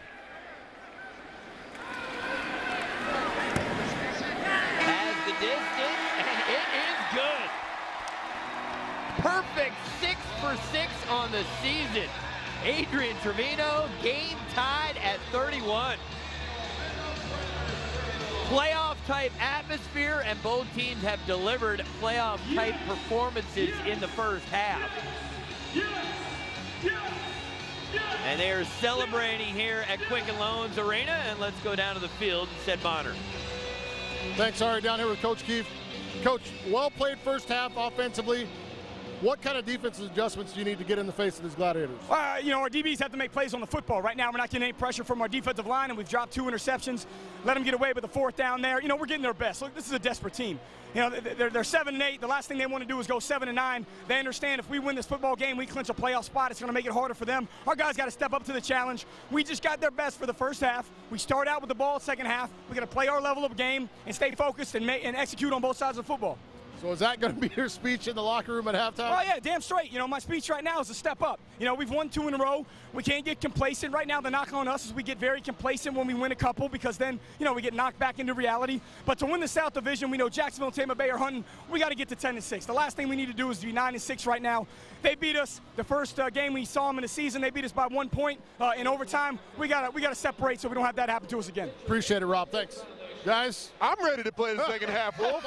Let's do this. Wow. No Red Bull, no coffee, no anything allowed for Keefe at the half. Wow. Very fun first half. Game tied at 31. You're watching the Arena Football League on CBS Sports Network. Guys, 4 quarters, man. That's a good half. Good half, you got to finish it. Hey, you got to earn it. They ain't going to give anything to you. You guys got to take it from them. Take it from them. Every possession, offense, defense, be on the same page. Keep that, hey, what are we talking about all night? High energy, man. High energy. Everybody's got to keep that high energy. Do your job, trust the other guy, high energy. Hey, finish the plays. There's going to be a lot of plays in the second half. We got to finish them and make the big plays. Let's go. Dictate the tempo. That's what we're talking about. See our score. We're starting from scratch here at the start of the 3rd quarter. Let's go down to field level and check in with Zed. Thanks, Ari. Down here with Colin Taylor having an all-star type career season. 5 catches, 67 yards, 3 touchdowns. Was there anything you saw coming in with their defense that you thought you could exploit? We know they're tough. We know they like to play zone. They're still a pretty good man team, but we knew with the receivers we had that we could take advantage of some of the weaknesses. And we're doing a good job so far, but the game's going to be 2 halves. It might go down to this, you know, the second to last or last possession. You got to keep fighting this whole time. What's the confidence level been with this team? You guys had such a great run last year. What's the confidence level been with at this point of the season? We feel good now. You know what I mean? We've hit some times where we've been a little low, but this team, we're so tight, we stick together through it all, and we're just going to keep fighting. 3 games to go, and then try to start a playoff run. Appreciate it, Colin. Thanks. Yeah, you got it. Pride of Indiana, guys. Thank you very much, Zed. Here's a look at Colin Taylor in the first half. Almost a miscue here.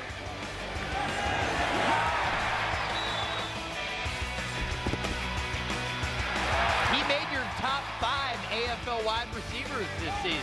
The productivity he's had throughout the year, he had certainly earned it by that point a couple of weeks ago. The first half tonight, 5 grabs, 67 yards, and all 3 of Shane Austin's touchdown passes into the waiting hands of the former Hoosier Colin Taylor.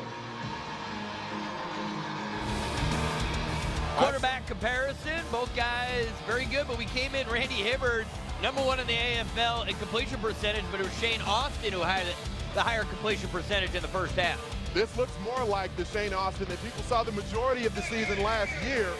You know, we were looking for which Shane Austin would appear in tonight's game. I said it had to be the best version of Shane Austin for the Cleveland Gladiators to have a shot to win. That first half was the best version of Shane Austin. He was stone cold.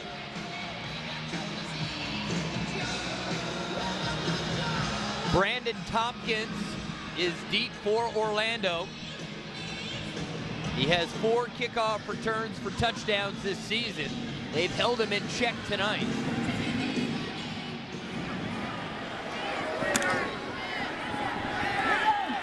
Flag is down, and Tompkins is down at the 15-yard line. Tompkins on the return. Flags are down. I think Dominic Jones may have picked up a holding penalty, even though he still made the tackle on the kickoff team. Just shows you the ability and willingness to fight.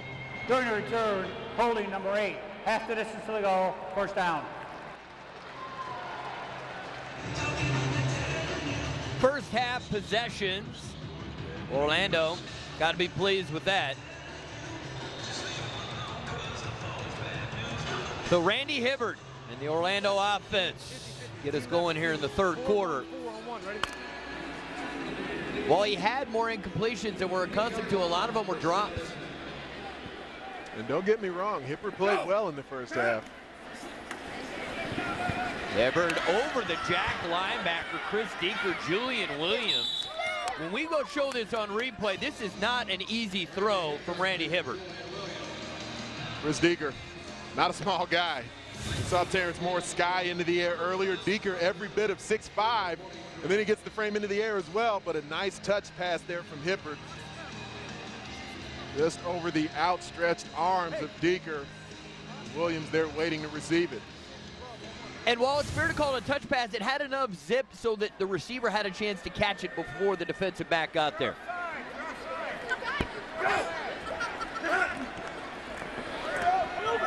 Hibbard waiting and waiting, throws. Brown makes the catch just shy of the first down. There is a flag at the 13-yard line. All kinds of time for Hibbard. Pass rush very limited from both teams in the first half. Cleveland overall has had better numbers rushing the quarterback. They picked up the flag, so we will continue action. Second and short. 7-8-1 on 1, ready? And Will Maxwell is in the middle at center for the Predators. He's done a nice job against Willie McGinnis, who's one of the better nose guards in the business. Hibbard delivers, Brown the catch, spins out of a tackle, still fighting, reaches it out. Still no signal, there it is, touchdown Predators. What an effort, Lamarck Brown. So I figured out the formula for the Predators and Lamarck Brown. Just don't run him towards the boards, throw him a short pass, and then as opposed to short-arming it or throttling down, he turns into Christian Okoye. The Nigerian nightmare. Lamarck Brown, another tough run after catch. This rookie who played his college ball at Minnesota State, very impressive evening.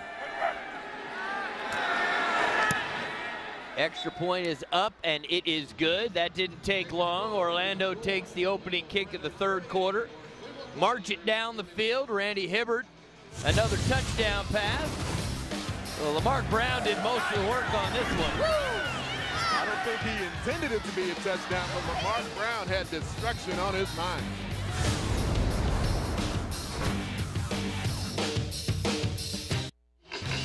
Be sure to check out arenafootball.com for all the latest news and information on the Arena Football League. While you are there, be sure to shop the AFL Team Fan Shop for the latest team gear. Check out arenafootball.com. Tonight, right now, go ahead, get on there. I actually did see a few folks in Orlando Predators gear here in the stands in Cleveland as well. Amari Jackson from the middle of his own end zone. Well covered, Larry Brackens. Larry Brackett's at 32 years of age, first guy down on special teams and makes the tackle. During the return, legal block in the back, number 1. Half the distance from the goal, 2 to 1, first down. He's always done a great job on special teams. Even when he was more of a featured receiver, he always played special teams. We saw Larry Brackens before the game asking him how his legs felt. He said they feel as good as ever. I'm ready to go. That's part of what Rob Keith spoke to us about as well, is the way he's utilized Brackens and being able to save the legs of a guy who's put a lot of tread on his tires over the years in the AFL. And this is a guy that John Gruden drafted when he was the coach of the Tampa Bay Buccaneers. And he still kept an eye on Larry Brackens through all these years. And flags are down as Amari Jackson's route was halted at about the 22-yard line. If that one's on the field corner, Eichner, I'm not sure I agree with that. Eichner's not legal complaining, contact though. on the defense, number 2, 5-yard penalty, automatic first down. Eichner appears to not initiate the contact. So Jackson comes off the line of scrimmage. Eichner's in his pedal. Yeah, ball's in flight. That's an iffy call to me. It's the old defensive coach in me, I guess.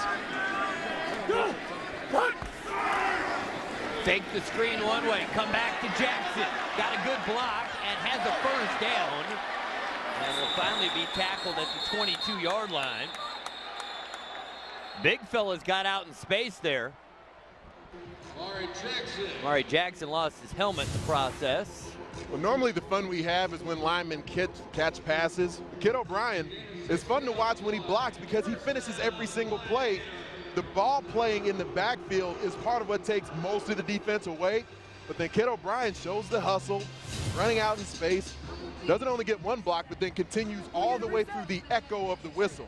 That's who he's been throughout his entire career. That's why he was also on Big Ant's Fruit Squad last season.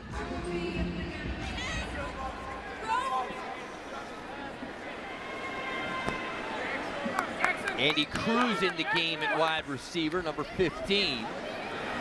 Austin steps up looking for Cruz, and it's incomplete. Nick Taylor in coverage. Shane Austin could tell he needed to put a little bit of extra gusto on this football. So he quickly reset his feet, put some more steam on it. That's a good no call. Hey, trips up 2 minutes, hurry, hurry, hurry. Play clock winding down. Get it off, Austin. And that ball is tipped and picked off. Nick Taylor's got it. Cutting it back to this side. Carrying it like a loaf of bread, and then secures it and goes down. Shane Austin playing so well, but then ball gets tipped and another interception. That's now 18 interceptions he's thrown this season. Nick Taylor hasn't had many easier than this in his young career. It's Terrence Moore again. Showing the length at the jack position, and Taylor, who played basketball at Florida International before playing football, it's like one of his old rebounds from his college days. Just very easy, ball comes right down into his hands, and as you referenced there, doesn't quite get it tucked away. Lucky receiver didn't come from the backside and knock it out. Randy Hibbert. 13 of 21, 146 yards and 3 touchdowns. Set up the screen to the big fella, and that could have ended up being an interception. That was a dangerous play. And then Napoleon in the end doing what Dominic Jones does. Well, I want to bring in Sed here. Sed, given that the pass rush has not gotten to Randy Hibbert, I'm a little surprised Sia Burley went with that play call on first down. I think right now there's a little desperation with the Gladiators, so maybe he expected them to come a little bit harder. They tied up the end and the tight end. They covered that route really well. They're fortunate that wasn't picked off, but as Ant said, you see a little Napoleon taking a big shot on the big fella from the backfield. Go, get it! Hibbert throws, and that's behind Julian Williams. And suddenly it's 3rd and 10. Chris Deeker getting it figured out a little bit more in the box. And Stevie Tunn told us that Deeker, over the last couple of seasons in practice, has been an effective jack linebacker. Following the eyes of the quarterback is part of what the job of the jack is. Randy Hibbert knew he threw it back shoulder on purpose, but I think he was hoping he could have gotten the football maybe out of his hands a bit more quickly.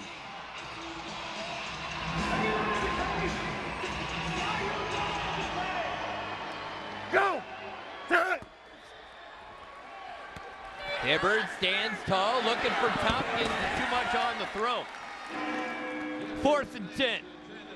Let's take a listen to Sia Burley with Randy Hibbert.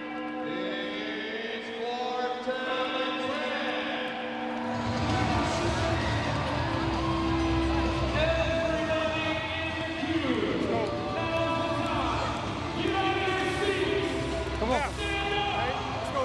X left, X. Let's go. Dig 6 press. Hey, 50-50. X left, X. Dig 6 press on 1. Hurry up, hurry up. Play clock running down on the Predators as the cue comes to life.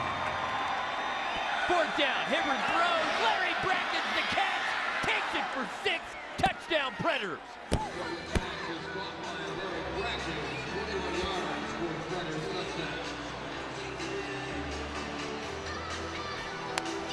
Yeah, baby. Part of what makes a big-bodied receiver like Bracken's so difficult to defend, because you have to make a choice as a defensive back how you're going to play the ball through or around a body of that size. He's so massive. 2nd touchdown of the night for Larry Brackens.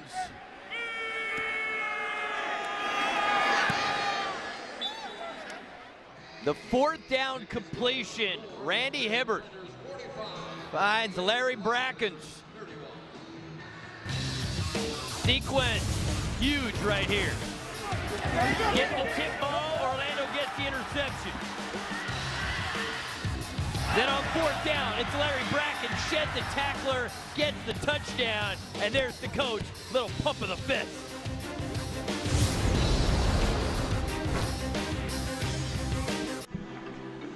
(45-31) our score. Orlando gets the turnover. They now have 2 extra possessions in the game, which has led to their 14-point lead. It's a big disadvantage at this point in the game for the Gladiators when you think about the fact that their offense is really moving the ball well. Quarterback Shane Austin playing at an extremely high level, and then the tip pass leads to that interception. But here it really started in the first half with the ball off the rebound net, recovered by Lamar Brown. That's 1 additional possession. And then here, tip pass, Terrence Moore, Nick Taylor able to bring it in. 2nd additional possession for the Predators. They have made them pay in both situations. So Steve Dunn, last year they were the cardiac kids. They found a way to come back in situations you thought they had no chance. So they know how to do this. The question is, will Orlando let them have that opportunity? Murray Jackson, that's a loose football, and Dominic Jones, the safety man, comes to get it. He's got to get out of the end zone, and he does. And Dominic Jones still going. Gets a block. And he will be wrapped up at the 20, and that gets this crowd right back into the game. Now the question is, how will Shane Austin react to his first interception of the game?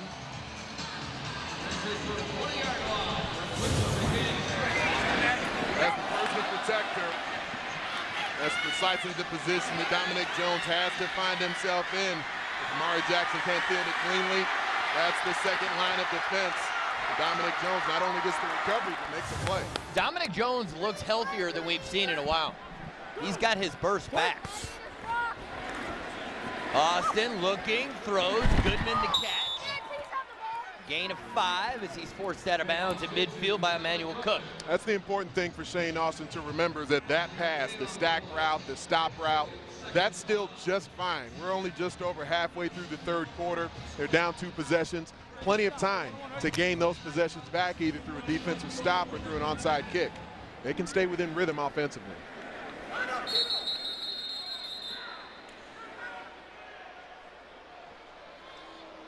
Terrence Moore is attending to his helmet. He's having an equipment issue. It appears he's been able to solve it on his own. Terrence Moore has been a vital part of this game. Created the last turnover. He's knocked down 2 passes. He played in Spokane for a few seasons. And Goodman makes the catch, but his forward progress was not at the sticks. This should be 3rd and short, but if they give him a first down, this is a very generous spot. As Goodman actually made the catch at about the 20.5-yard line. They're giving him the first down. Let's see what you think, Anthony. See where his hands are? And then he's out of bounds. Agreed. Generous spot. So 1st and 10 for Cleveland.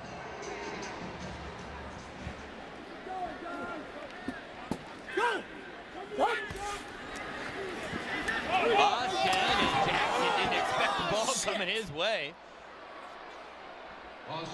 It looked like Austin wanted to go back shoulder. And Jackson just never did whip the eyes around back to the quarterback. The field corner, Eichner, just came out of his pedal. He was the one who actually had eyes in the backfield. Mari Jackson was sort of like, well, why are you coming to hit me? What'd I do? Yeah, leave me alone. I'm just the decoy over here.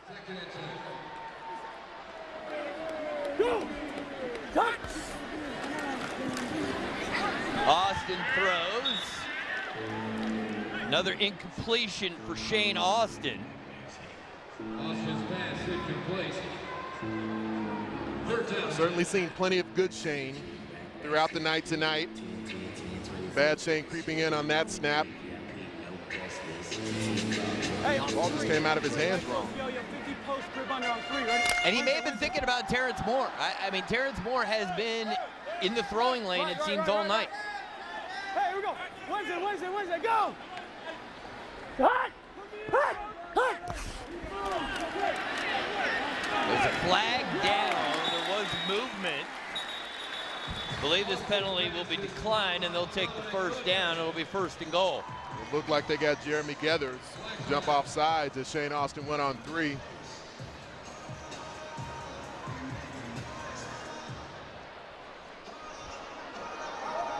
Ball shot on the defense, number 6.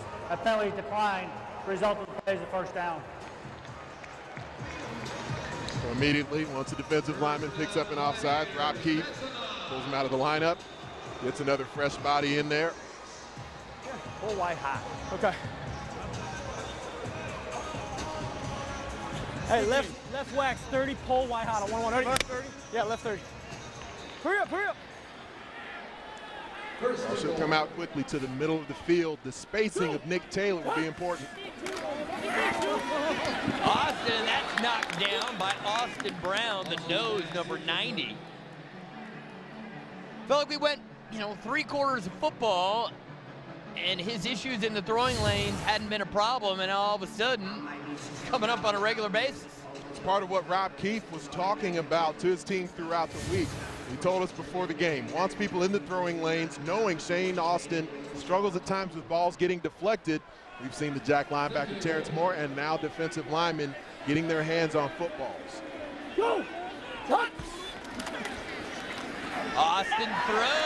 Jackson's got it. Touchdown, Gladiators.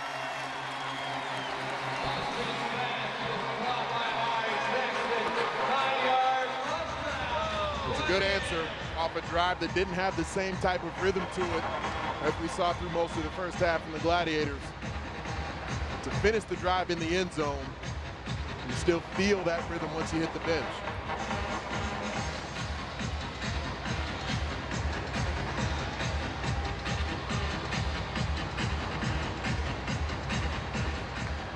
Adrian Trevino attempt the extra point.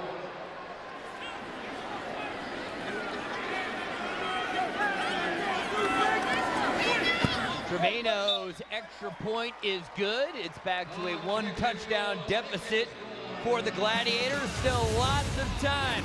A little less than 2 minutes to go in the third. Amari Jackson off the perfect throw from Shane Austin.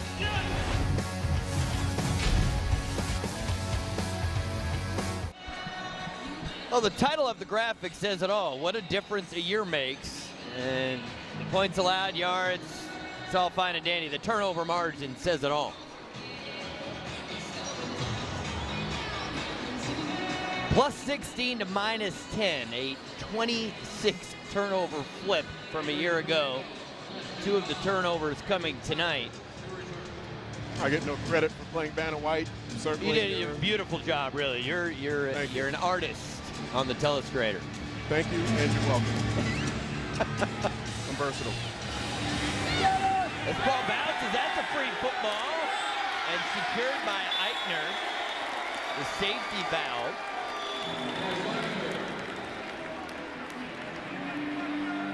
You want to talk about a crazy stat? Turnover margin. 4 teams in the league are combined plus 70. San Jose, Arizona, Jacksonville, and Philly, and there's not another team that's plus turnovers. And here there was almost a turnover, but Orlando will have the football when we come back.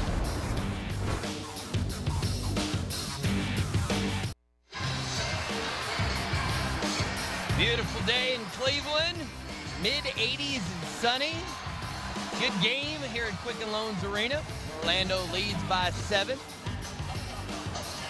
One of your favorite players. And he's got to get it going. He's got the offense backed up on the 2-yard line. Willie McGinnis, one of the best nose guards in the Arena Football League. He's shown some hustle tonight. He's gotten close a couple of times. But in trying to gain that possession back, you don't have to count on an onside kick. And I like what they're doing. They've got McGinnis back at the MAC linebacker. He can bring it as good as anyone. Go! Tag! Hit! Ball is dropped by Brandon Tompkins. It was a catchable football.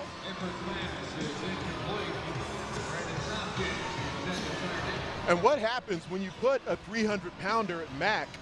You have that much more momentum. And so it's one thing for him to be a great nose. He's got the versatility and athleticism to come from that 2-point stance and rush. You see him there in the back of Randy Calling, just allowing him to collapse the pocket.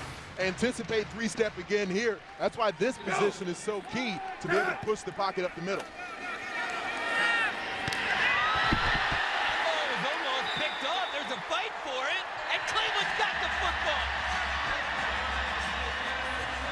Devin Days comes up with the football.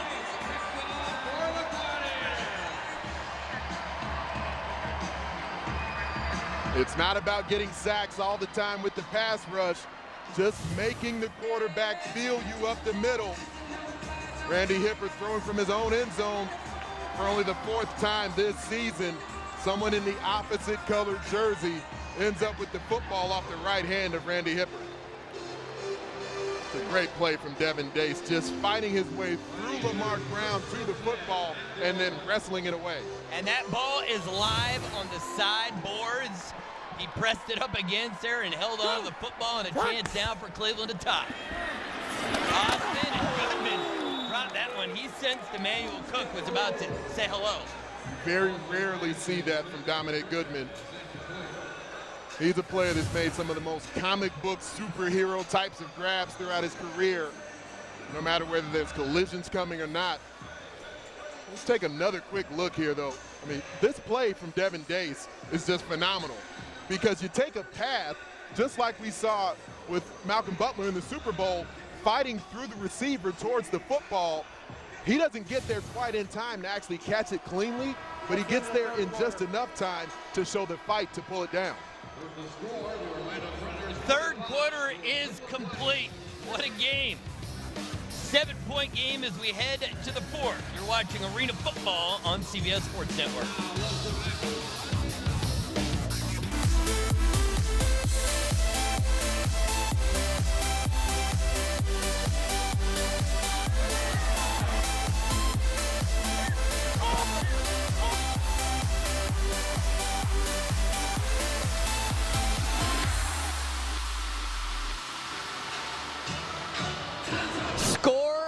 Quarter. It's been a close game throughout, tied at 31 at the half. Orlando, 7-point edge in the 3rd, but Cleveland has the football courtesy of their defense coming up with their first turnover of the night. And a chance here for Shane Austin and the Gladiators to tie this game as they try to put an end to their 3-game losing streak.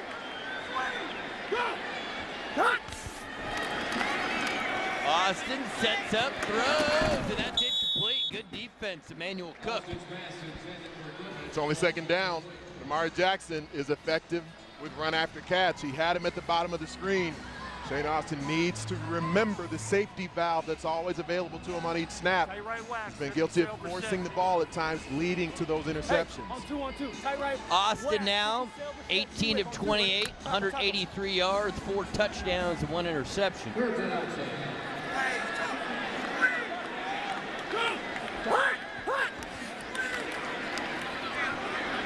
Austin back Taylor, his 4th touchdown of the night.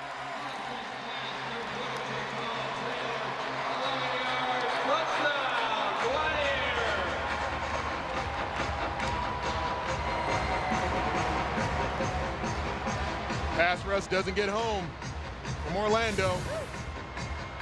Comfortability available in the pocket. Colin Taylor comes in high motion. He's improved so much running the middle of the field, and the time available to show the eyes back to the quarterback.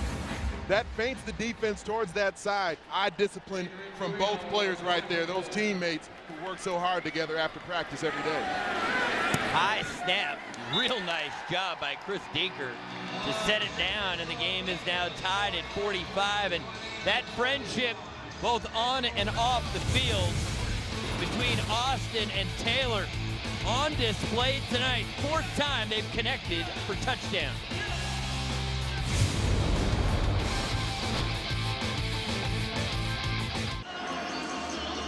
Colin Taylor has tied a career high with 4 receiving touchdowns tonight.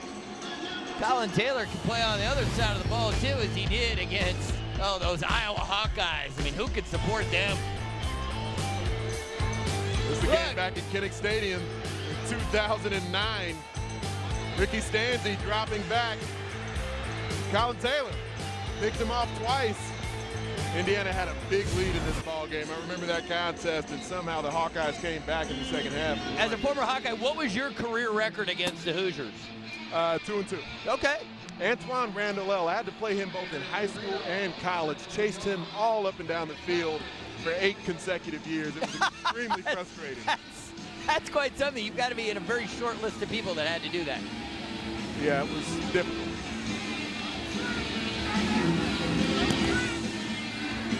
Short kick, Brandon Tompkins. And Tompkins lunges forward to the 18-yard line, and here comes Randy Hibbert, coming off his first turnover of the game. His numbers really not that good tonight. 14 for 27, 167 yards, 4 touchdowns, and an interception. A year ago, those stats for him would have seemed perfectly normal. He's raised the bar so much that those numbers don't seem very good. I've seen Dominic Jones start to approach the line of scrimmage more frequently, and he usually does it. Starts off the game playing very deep, not allowing anything behind him, and then he starts to get closer and closer.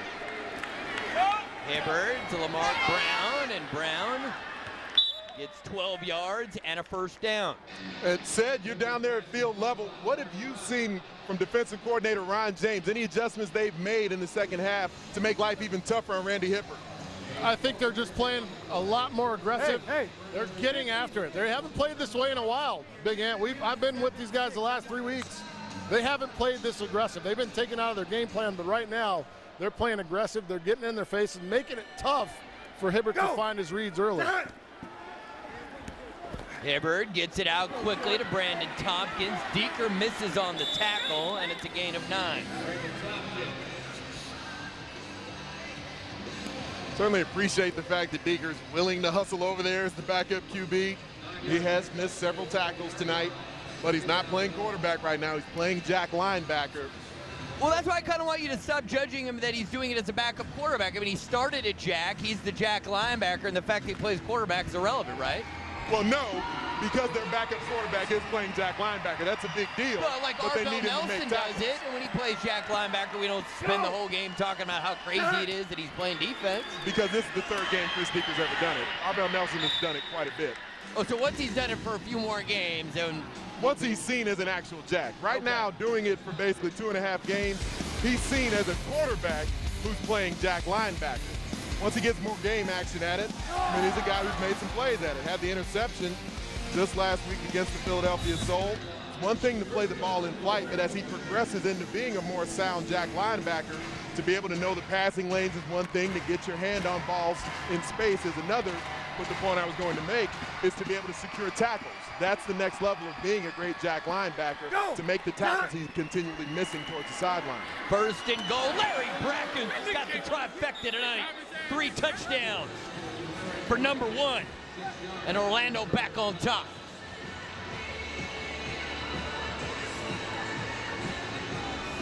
It's a good read.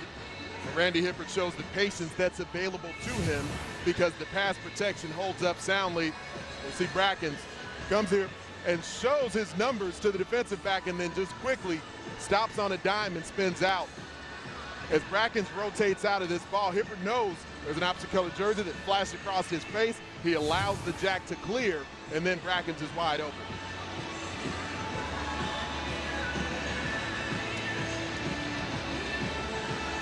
Mark Lewis on for the extra point. All the extra points become critical here in the fourth quarter.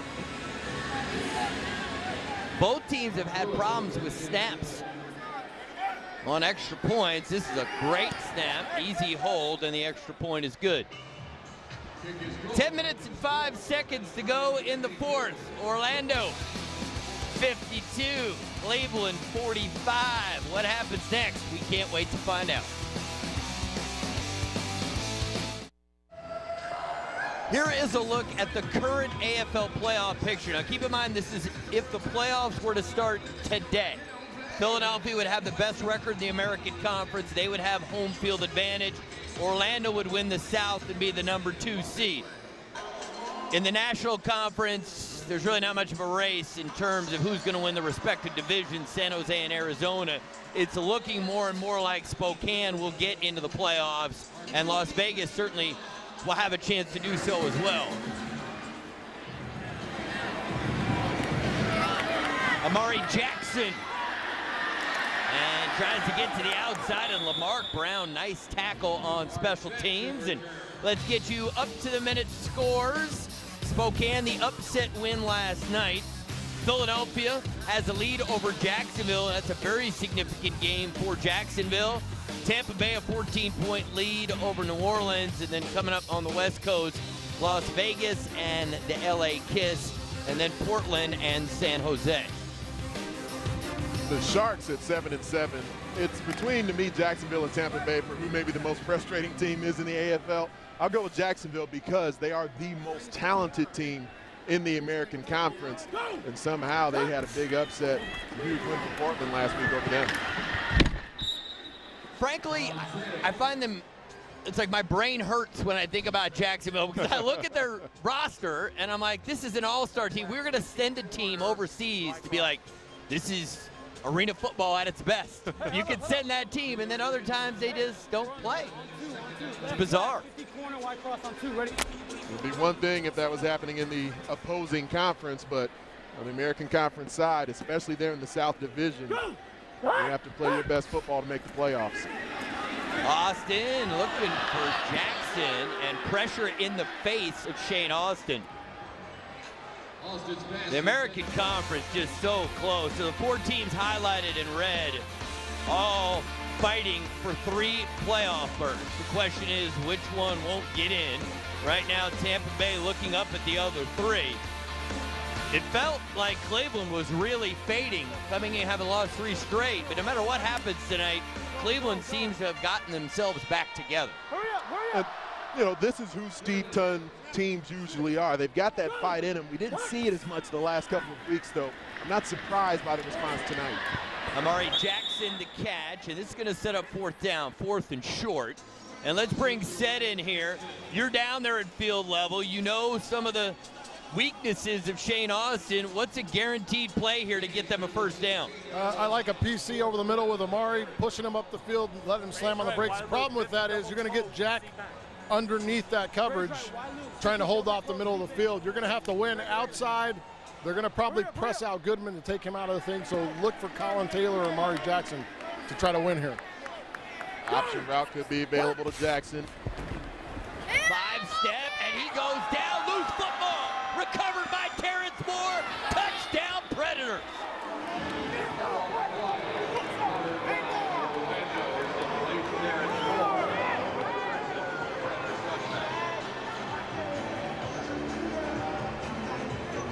Almost precisely the play that Cedric Bonner anticipated.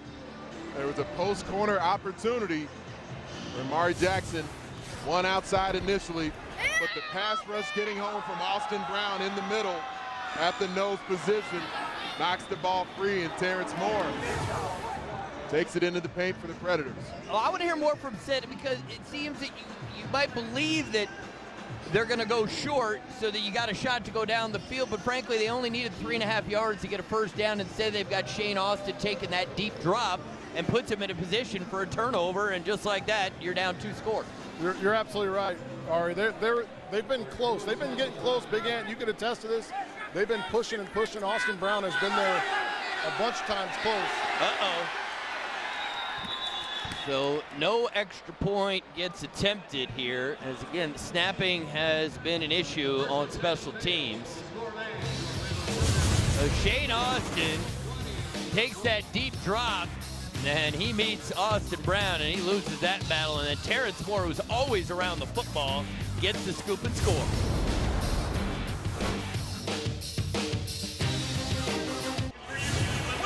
Back at the queue, a missed opportunity here as Shane Austin sees Amari Jackson, went outside, but then the pass rush starts to get home. Let's freeze it. This is an opportunity. If Austin Brown isn't getting home, Shane Austin had a chance to throw the football right out there towards the front corner, because Jackson got the defensive back turned around, but pass protection doesn't hold up as it had been doing all night for the Cleveland Gladiators, and Terrence Moore with the scoop and score. And there is Shane Austin, and the pressure will be on. They're going to have to deliver on every drive and get an extra possession. And there's Larry Brackets. Second time tonight he has tackled the return man Amari Jackson inside the 2-yard line.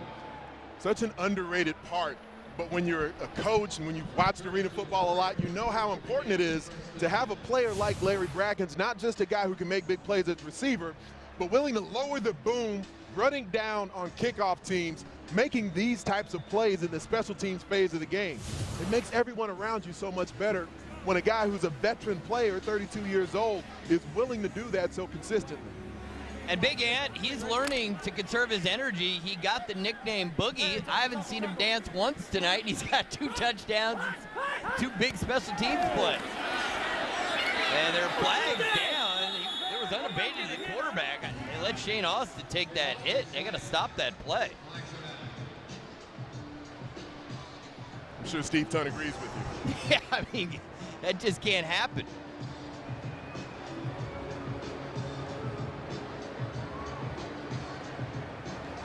Offside on the defense, number 42. It's a 5-yard penalty. It's an automatic first down.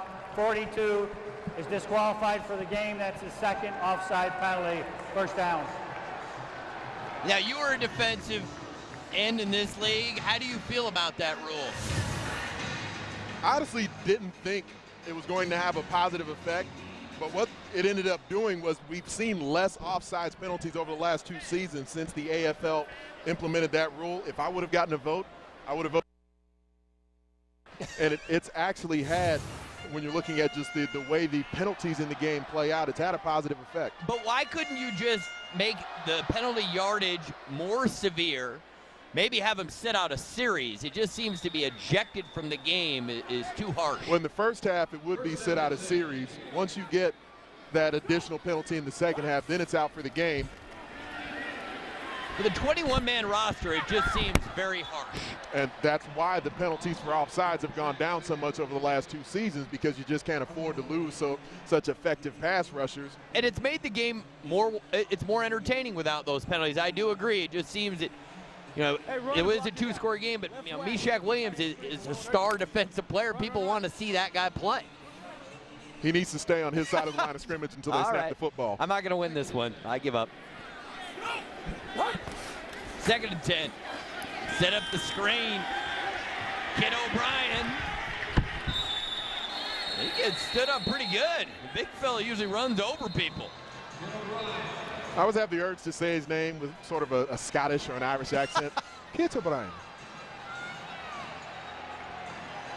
I think you might want to get approval from him first. He's one of the few guys I know bigger than you. It's a nice, soft catch that he makes. Look at Terrence Moore. Yeah. He's our defensive player of the game, I think, no matter what happens. I mean, scoop and score, and he created an interception and has another deflection. The Jack linebacker, Terrence Moore. Go! Austin gets it to Amari Jackson, who gets just into Orlando territory. Let's have a bio blast on Terrence Moore. He was voted as one of the top 50 players in the Arena Football League last season out of Columbus, Georgia. That's my neck of the woods. My mother's side of the family's from Columbus. Played at Troy University, down in that southeastern territory as well. And his brother Terrell played baseball in the Chicago Cubs minor league system. And you're a Chicago guy. I mean, it's a love fest between you. You should get together after the game. A lot in common with Terrence Moore. You sure do. Just shy of a first down. It's going to be 2nd and less than a yard. Time not just yet becoming a factor, but Cleveland don't want to work the play clock down too far, down 2 scores. And Austin to Goodman did a fine job to make that catch. Austin's pass is complete to Dominic Goodman. Rage left wide, 50 wide loop, 50 wide read. First down. Speed, get him running. Rage left wide loop, 50 wide read. On on, ready. Side adjustment coming. There's Amari Jackson will motion the trips. Coverage will dictate. Austin, Colin Taylor, number 5. No, he is going to be marked out of bounds at the 1-yard line. And if you're Orlando, you just want seconds to come off the clock. It was very effective earlier in the game. With his line Manley up at fullback, and he shoved Shane Austin into the end zone.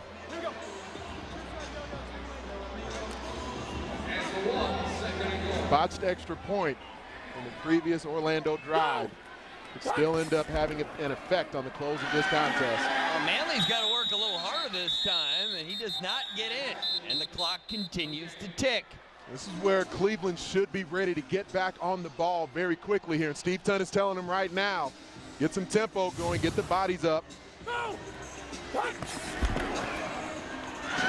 Not enough pad level there for Manley. Needs to get down behind his pads to be able to effectively help Shane Austin force his way into the end zone. Less than 2 minutes to go. They'll try it again, and Manley doesn't get the push, but somehow Austin gets in. Touchdown Gladiators, back to a 1-score game. And Quicken Loans Arena comes alive again.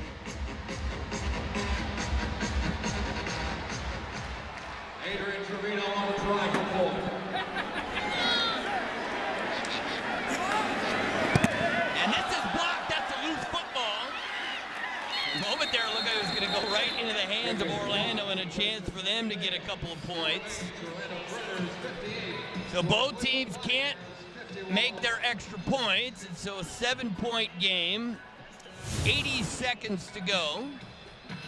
Right there in the middle, Austin Brown with yet another big play. The club swim outside, laying out across the front of the kicker, taking the proper angle so he doesn't pick up a roughing the kicker penalty.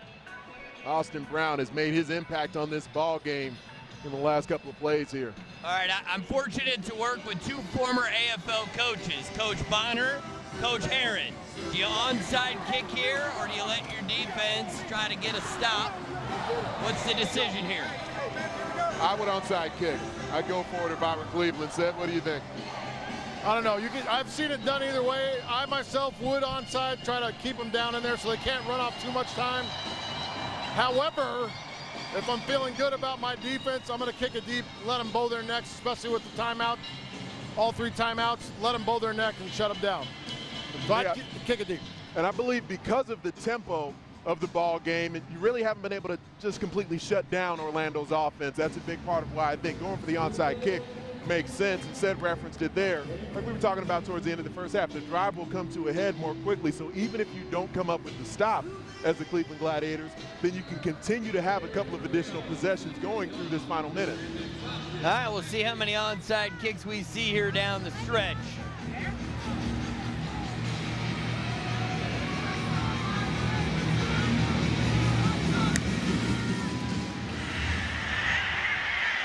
Orlando, very good reaction, Emmanuel Cook, and they will have first and goal.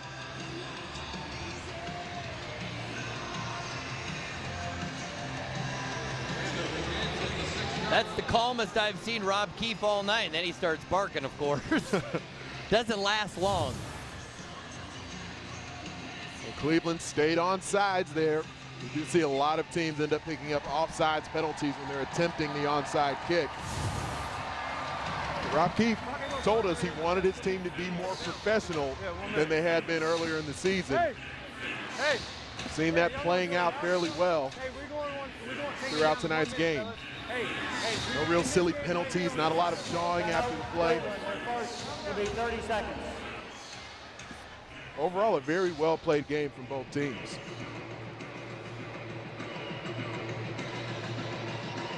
Clock stopped, 4 seconds to go. It's a timeout used before the 1-minute warning, and there's a Predator fan. I mean, that's commitment. Not only make the trip, but you bring the headgear. I mean, how does TSA let that thing go through? Did he drive here? I mean, you can't bring that through the airport.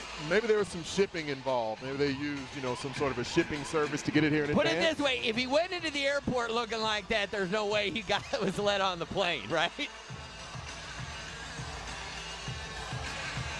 Well, Shane Austin hoping his defense can do something big to come up with a stop. It's effective use of the timeout from Cleveland, because you will basically have another timeout here at the 1-minute warning.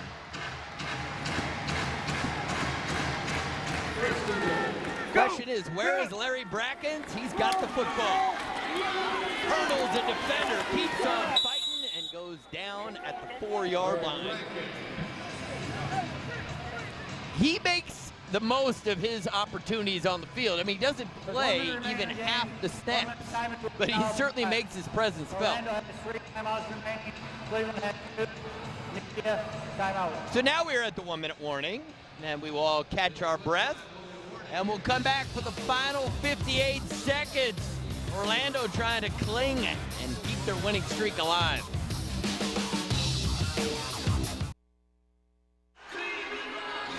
Seven-point game, 58 seconds remaining. Next Saturday night at 7 Eastern on ESPN News, the Tampa Bay Storm will take on the Jacksonville Sharks in a pivotal South Division game. Tune in Saturday, July 25th at 7 p.m. Eastern on ESPN News. And then following day, there'll be more AFL on the family of ESPN networks. Arizona will be an angry team next week, coming off a rare loss for the Rattlers, the 3-time defending champs. Cleveland, their second timeout will be 30 Cleveland seconds. has used their second timeout. 3rd and goal coming up for the Predators. Now, guys, you want to wait to score on 4th down, or do you try to get in right now? I would try to get it in right now, and then potentially even consider a field goal on 4th down. So if you cross, What about you, Sid? I agree. I think they were trying there. If you get the lane and you could score on the last play, they were going to score. However, it works out for them. You force Cleveland to use another timeout. they want to score here. Rob was a little concerned with their struggles on 3rd down before that last play. So he wanted to score if they had the opportunity. They didn't get it. Now they're going to try to punch it in here. Hibbard looking for Brackett, goes and gets it. Touchdown number 4. What a night for Larry Brackett.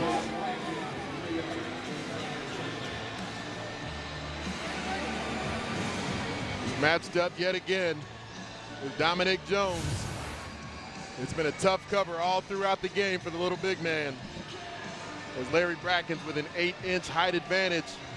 This time we see the difference where Jones allows more of a free release into the end zone. Brackett stair steps him and works it towards the corner. At least when you don't allow those long striders to start to eat up chunks of yards against you, you can get up there. As Larry Brackett now has his 4th touchdown of the night. Jones is much better off, I believe, in the red zone, trying to put hands on him right there at the paint, right there at the stripe of the goal line, as opposed to being back deeper in the end zone. There's still enough time for Cleveland, and there's plenty to discuss, but is the AFL, maybe we've been all waiting for Jacksonville to emerge as that other threat to maybe win the Arena Bowl, when in fact Orlando should be a part of that conversation as well, now that we've seen Hibbard back healthy. They've been resting starters down the stretch. It's a deep team. Is maybe Orlando the sleeper? They're one of them because, you know, we all put Arizona and San Jose on a pedestal that they've earned because they're so deep, so talented, their quarterbacks are so good. But when you're looking at the American Conference, I believe as big an advantage as anything with the team that comes out of the American Conference is going to be that they've been battle tested. Sure. There's a lot of teams with winning records who've been playing very tough-minded football. There's going to be a team who feels like they had a shot at being an Arena Bowl champion who's not going to make the playoffs in the American Conference because teams like Cleveland and Tampa Bay and Jacksonville, you know, whoever doesn't end up making postseason play, they've had very high peaks, but they've also had sort of deep valleys at different times. And Sid, when you consider the fact that Orlando, if they were to win out, they're going to be home in that first-round playoff game, and then, you know, a chance to go to Philadelphia in the conference championship game. I mean, you got to figure Orlando's got a pretty good shot, whoever they play, because they're really hot right now. Yeah, we thought this early in the season when they went down to Arizona with BMO at the QB spot and got beat, but they're still one of the more talented teams out here. Good return by Amari Jackson as Bernard Morris, the backup quarterback for Orlando, could not make the tackle inside the 5. And the questions for Cleveland, if they can't come up with a miracle comeback here, it'd be 4 straight losses, but they do have their final 2 games at home and a bye week coming up next week. As it sits right now, Cleveland would be in the playoffs coming into this weekend. Still got the Tampa Bay Storm, who've had similar fits and starts, even though Jason Boltis has put up quality numbers at the quarterback position aside from all those interceptions he throws. That's a big bugaboo for him in that Tampa Bay offense. Cleveland does have the tiebreaker over Tampa if they end up tied for the final spot. Austin to Goodman. And they need to get up on the ball here. They're going to use a timeout. I would have thought they would have had multiple plays called. Cleveland, their 3rd and final will be 30 seconds. So here's the remaining schedule for the 4 teams vying for 3 playoff berths. Orlando's going to have a big say in it because they play both Jacksonville and Tampa Bay. Cleveland's got a tough schedule. I mean, even though they're at home, Spokane and Philadelphia, that's no picnic. And Tampa Bay, they may have to win out to even have a chance. And where the LA Kiss game a few weeks ago didn't appear it was going to be a tough contest, when you're looking at that Week 19 date between the Storm and the Kiss, LA won 3 out of their last 5 games coming into this weekend.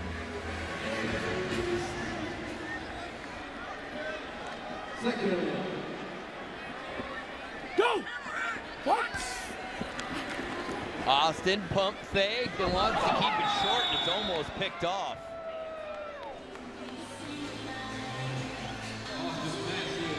Sid, what do you got? Big Ari, thinking about this Tampa team in Orlando, how different things could have been. They had a 19-point lead late in the third. You remember the game we did, and then ended up losing the game to Orlando in Orlando when we covered that game.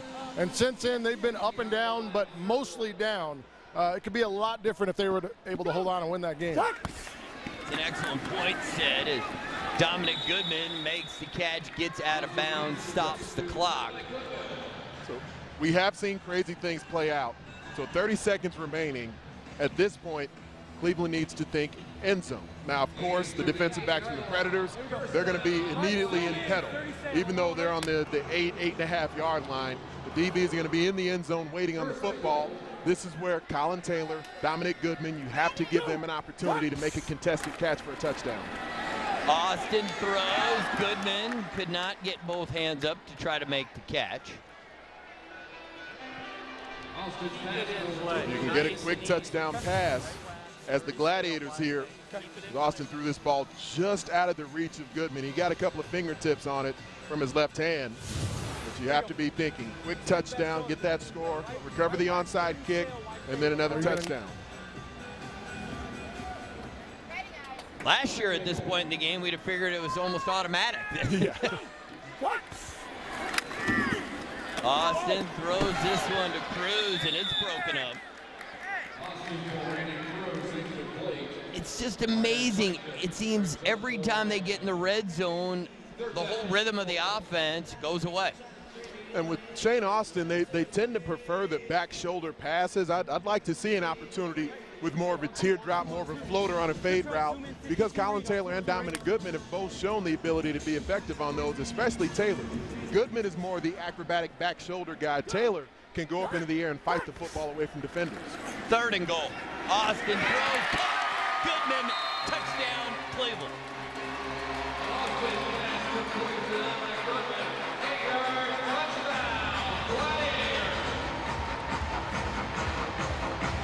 Gladiators fans at the Quicken Loans Arena haven't given up on their team yet. A lot of these ticket holders saw how the games played out last season, been recounting all the drama from their conference championship run last year. They won 6 games on the final play of the game. All right, extra point is good. So next up, onside kick. One of those victories they had against the Philadelphia Soul was a very similar scenario.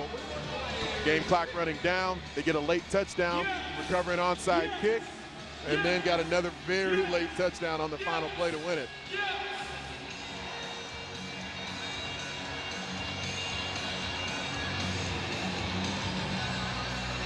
Three different receivers from the Gladiators with 20-plus touchdown receptions. Only team in the Arena Football League who can make that claim. And the percentage coming in, they had thrown 87 touchdown passes, and their top 3 receivers, 81 of those 87 touchdown grabs. Which also tells you they've been able to keep those guys healthy and keep them on the field. 18-game regular season, you're running routes and running into the boards and taking hits. It's hard to play in every game. There you see the onside kicks, 0 for 2 tonight.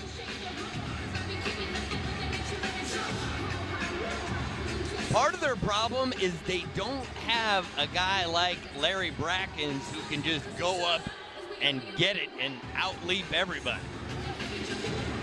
Amari Jackson would be the closest to that. I'm looking for him out there. I'm not even sure he's out there for this play. Colin Taylor would certainly give you a great effort to go up and fight for the football. It looks like Trevino, from his alignment, will be going with the high hop coming across the field towards Larry Brackens. You'll see penetrators coming through here, trying to set up the second line. It's the dribbler. They made contact with it way before the 10-yard line. Orlando picks it up, and they score the touchdown, but the ball was touched by Cleveland well before the 10-yard line, that's why the flag is down.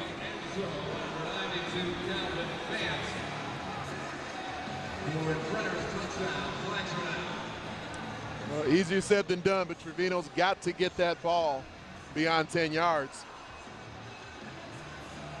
Let's just make sure it is Cleveland who touches it first. And it is. Andy Cruz, 15, touched it before it got to the 10. So this touchdown should stand. Orlando came in number 2 in the Arena Football League in their onside kick defense. They'd only given up 1 out of 12 coming in. During the kick, we have an illegal block on the kicking team, blocking before the ball went 10 yards. Orlando's elected to take the foul, half the distance to the goal, first down. That actually makes sense because now you have an opportunity to run the game out as opposed to giving Cleveland, if you kept the touchdown, another opportunity. True. Keep in mind, for those of you new to the AFL, the team with the lead cannot take a knee. They have to gain forward progress. It can be minuscule, but they have to get forward progress. Otherwise, the clock automatically stops. Cleveland has no timeouts remaining, so all Orlando needs to do is pick up 1 inch, and this game's over. Like Trevino sort of hit the ball so low on the bottom portion of the football, it was almost like a sand wedge. It did take a bit of a hop, and then it kind of died on him, almost spun backwards. And Randy Hibbert will get forward progress, and that will do it. Orlando has now won 4 of their last 5. They are 10-6. And congratulations to Rob Keefe and the Predators. They have clinched a playoff berth.